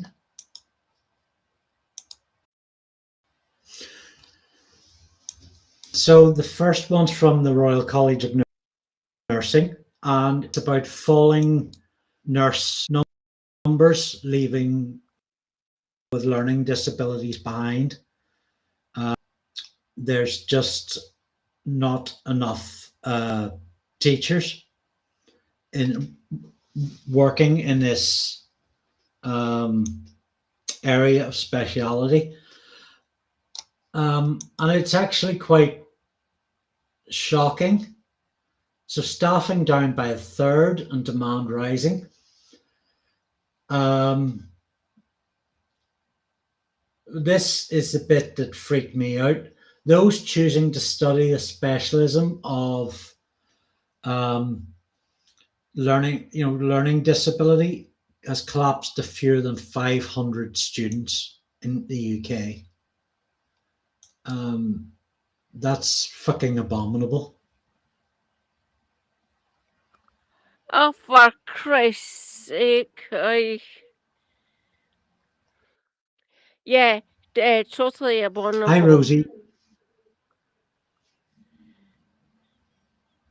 Hang on. Are you back? Are you back home in the base country, Rosie, my dear? Welcome back home. I hope you had a good time while you were out on your jollies. Praise be. Everyone, say hello to Rosie.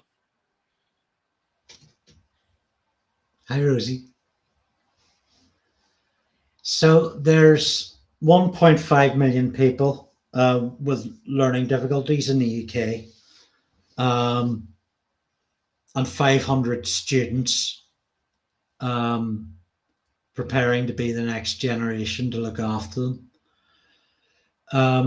or to, sorry, maybe look after them is the wrong phrase, but to care for them, to nurse them, to their specific needs, to be there for them. And there is the Equality Act of 2010, which says that those needs should be met. I mean, I can run through quickly the Royal College of Nursing's recommendations in their report on this. Yeah, carry on. Yeah.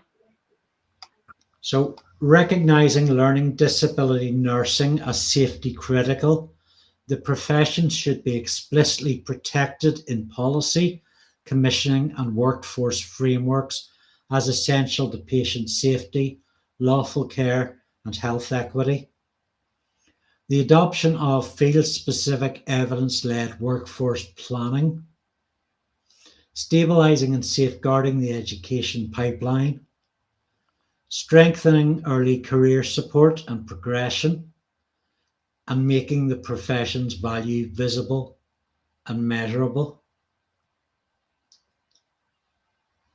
And this crosses over a bit with what we were talking about earlier about how far Britain has fallen short of social care, and the just appalling levels of investment within the austerity era, where students end up mountains in debt, where having a qualification at further and higher education is not enough to guarantee a job, where there is no support for the next generation of graduates. to even Oh, find a job? but Andy, that's the free market capitalism. You go and do blah blah blah, and you'll get blah blah blah job. Katie, Yes. have you any of those really rude burps left?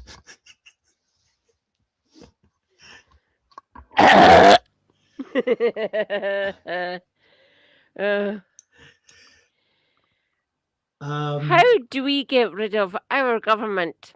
Blah blah blah TOS. Blah blah blah blah blah blah blah blah blah TOS. Now, at the risk of sounding like some kind of Miss Hire's away off. Good night, Miss Hire. Rest and restore. I'll do it quickly. Good night, Miss Hire. Stay hydrated. Self-care is good care. Take your meds. Stay base. Free Palestine. And tell Morgan McSteamy where he can shove it. Haha.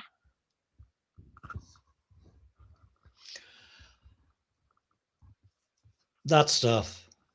That was well put, Katie. Thank you. You're welcome. Bye, Miss Hire.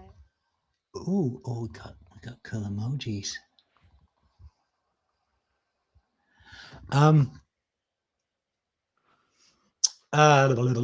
Yes, at the risk of sounding like some kind of uber Scotland supremacist,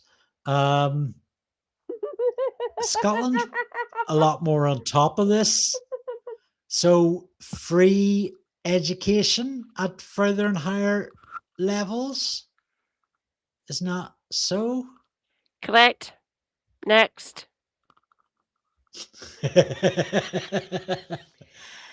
I can tell you in so many ways why Scotland is the base country, as always, because obviously it is. Next, yes, free education, free at the point of use, and if you don't earn earn anything above 38 or 42,000, it's somewhere there. I don't know if the legislation has went through. But it currently stands at if you don't earn anything over 38,000, you will not be taxed for your additional support, which at the most is like 6 to 7,000 roughly.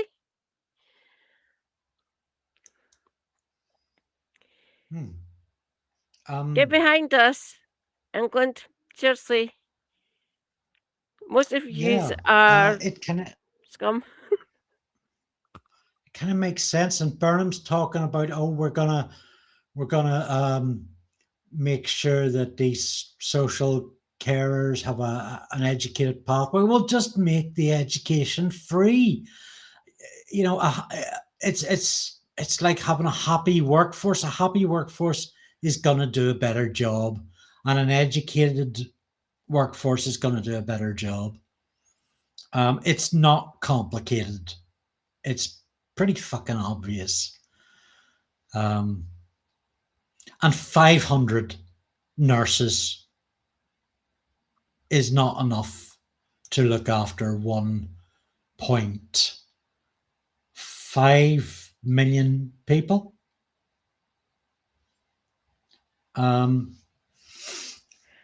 And if that isn't meeting the Equality Act, it's probably falling very. Just give me a minute. It's probably falling very short of European Union regulations, of global health regulations.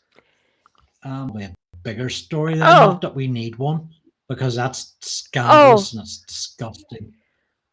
I was just going to say, guess what? Yes, you're correct. I will get back to that in a later stream. Give me a couple of weeks, my comrades. But yes, that situation is utterly deplorable. And guess what? Our government had a hand in it. Rejoice. I say this jokingly, just fucking end me, or I'm just going to end all of them. Royal College of Nursing Chief Nursing Officer Professor Lynn Woolsey said the learning disability nursing workforce is vital but is in crisis. She said the expertise of learning disability nurses has been poorly understood, inconsistently recognised, and insufficiently protected within health and care systems. Their contribution is repeatedly undermined and ignored in wider workforce planning and service delivery. Can I quickly decode that? Go ahead. Fund the NHS properly, or you're going to have a crisis in like 3 or 4 years' time, which is going to be fun trying to campaign on the fact that lots of us are going to fucking die.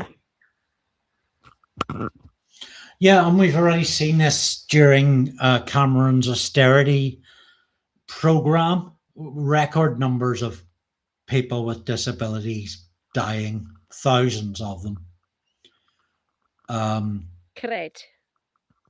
We have a system in the healthcare. We have a system actually not just in healthcare, but all over Labour in Britain.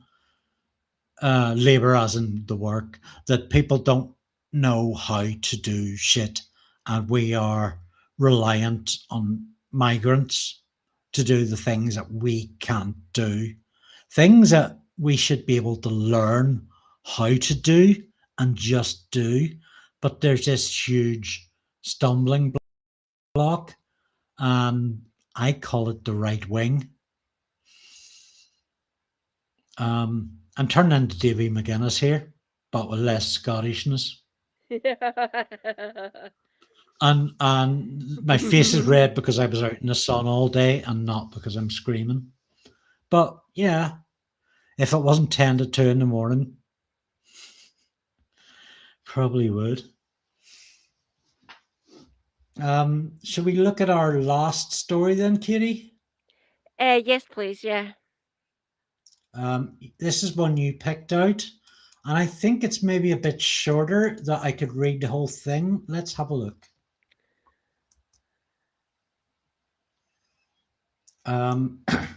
Okay. So I'm gonna give it a go. Can I read the It's title? quite short. Can I read the Yeah, title? go for it. Thank you. Unions to boycott Labour Women's Conference over trans ban. You'll have to see it. Carry on, Andy. So Jennifer McLaren posted 2 days ago, or one day, depending if you're Saturday or Sunday. Several major unions will boycott the Labour Women's Conference this year due to a ban on trans women taking part. The annual event is traditionally held on the eve of the main party conference in September and aims to get women more involved in policy making. Labour's decision to ban trans women from the main hall but not fringe meetings at this year's event in Liverpool is because the party considers this the least restrictive way of balancing accessibility and compliance with new laws that came into force in April last year. As in, trans people are not real. But the move breaches the equalities policies of most of the unions affiliated to Labour who fund the party. I don't know why I'm adding emphasis because this audience already understands that. Labour, it seems, don't. Some actively campaigning for a change in the law. Every year, the Labour Women's Conference brings together hundreds of women from Labour's activist base, including MPs, councillors, and supporters. Katie, because I can't see your screen, just yell if you want to interrupt. Historically, Labour has allowed people to self-identify, so trans women could attend the event and also take part in positive action measures such as all women shortlists. Things changed in April last year when judges at the Supreme Court unanimously ruled that a woman is defined by biological sex under equalities law. Following that ruling, Labour cancelled last year's Women's Conference outright, awaiting full guidance from the Equalities Watchdog around the definition of a woman. Fuck's sake. That guidance produced by the Equalities and Human Rights Commission and approved by ministers interpreted the law as meaning a trans woman is a biological male who identifies as a woman and should not use single-sex spaces. Well, what fucking sex spaces should they use? Based on that guidance, the National Executive Committee, which is Labour's governing body, agreed that references to a woman or women must be interpreted on the basis of biological sex. At the time, a leaked NEC advice paper recommended delaying the conference because the only legally defensible alternative would be to restrict attendance to biological women. Guidance. That's why the main session of this year's Labour Women's Conference will be restricted to biological women, including votes, keynote speeches and policy debates, although no restrictions will be placed on fringe events. You still with us, Katie? Katie? Yeah, I'm still here. Don't worry, I'm still here. I'm still watching, fascinated by Capaldi and all these little episodes. They're amazing. They are. Not the first time the Doctor's. I want to say betrayal, but it's not that.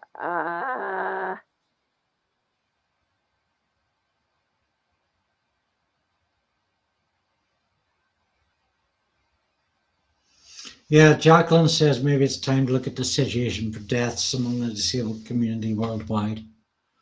Abso-fraggin-lutely. 4 unions. So, trans women will be excluded from votes, keynote speeches, and policy debates. 4 unions have confirmed they will boycott the event as a result of the trans ban. Unison, USDA, ASLEF, and the Musicians Union confirming they would not send a delegation this year. However, the BBC understands that the ban goes against long-standing policies on trans inclusion in most Labour-affiliated unions, so a mass boycott could be on the cards. A Unison spokesperson said the union disagreed with how the law was being interpreted to exclude. The union has decided against selling a delegation to Labour's Women's Conference this year, he said. This is because the party's restrictions on access run counter to Unison's policy of trans equality. Unison's policy is that trans women are women, trans men are men, and non-binary identities are valid. The union is campaigning for a change in the law in line with this policy. And the Labour Party spokesman said, Labour is committed to advancing women in politics and to providing opportunities for all members to network, debate and contribute. Labour Women Conference reflects our commitment to addressing the underrepresentation of women in the party, inclusion for all, and compliance within the law.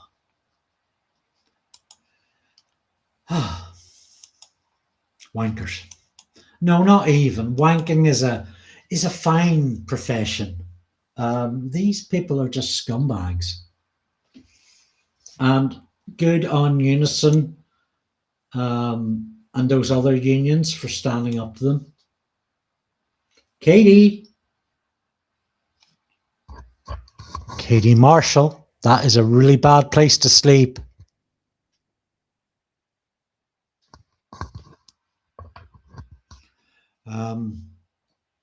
I am going to attempt to call Katie and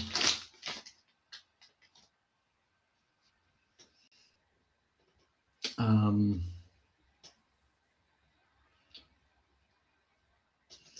yeah, there is just this sort of change the goalposts to placate the far right appeasement policy.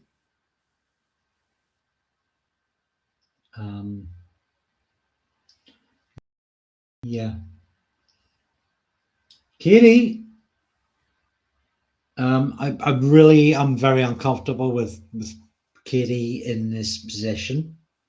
So I'm going to duck out for a moment, find my phone, see if I can alert her, as it's not working here. That is a very uncomfortable position to sleep in. So if you want to bear with me for a couple of minutes, please keep the chat alive.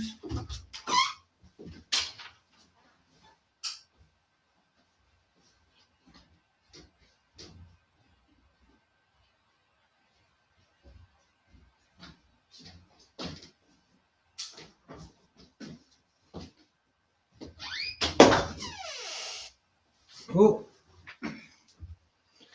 this stream sponsored by Bars American Cream Soda.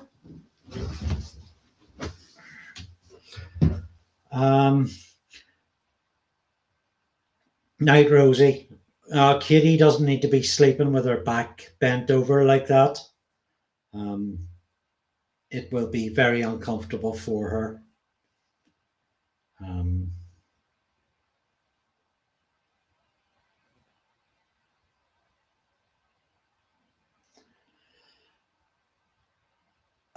So that was Katie's choice of story, and I've got a feeling she'll probably want to return to it in a stream during the week.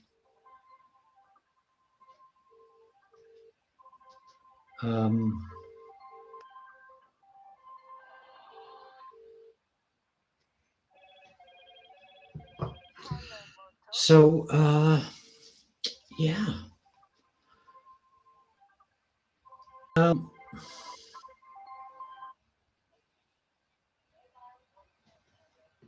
mean, a boycott's the right idea. We need to be pushing back in any way we can. So those who are Labour members, who are Labour or union members, exercise rights as shareholders, as voters, do need to kind of vote straight out of the gate on this and push back against this Starmer reform legacy, which is just so horrible.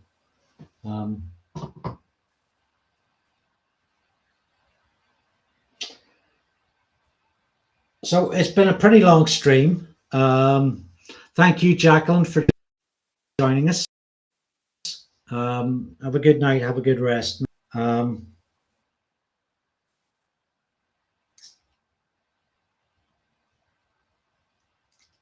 And I am going to keep trying Katie.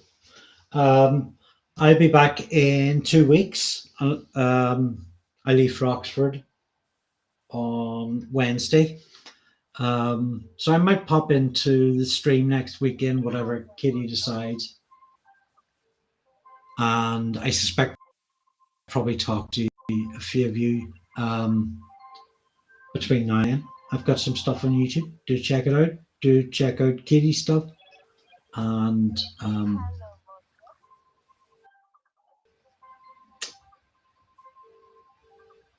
I will see you when I see you. Night all. Night, Omaha.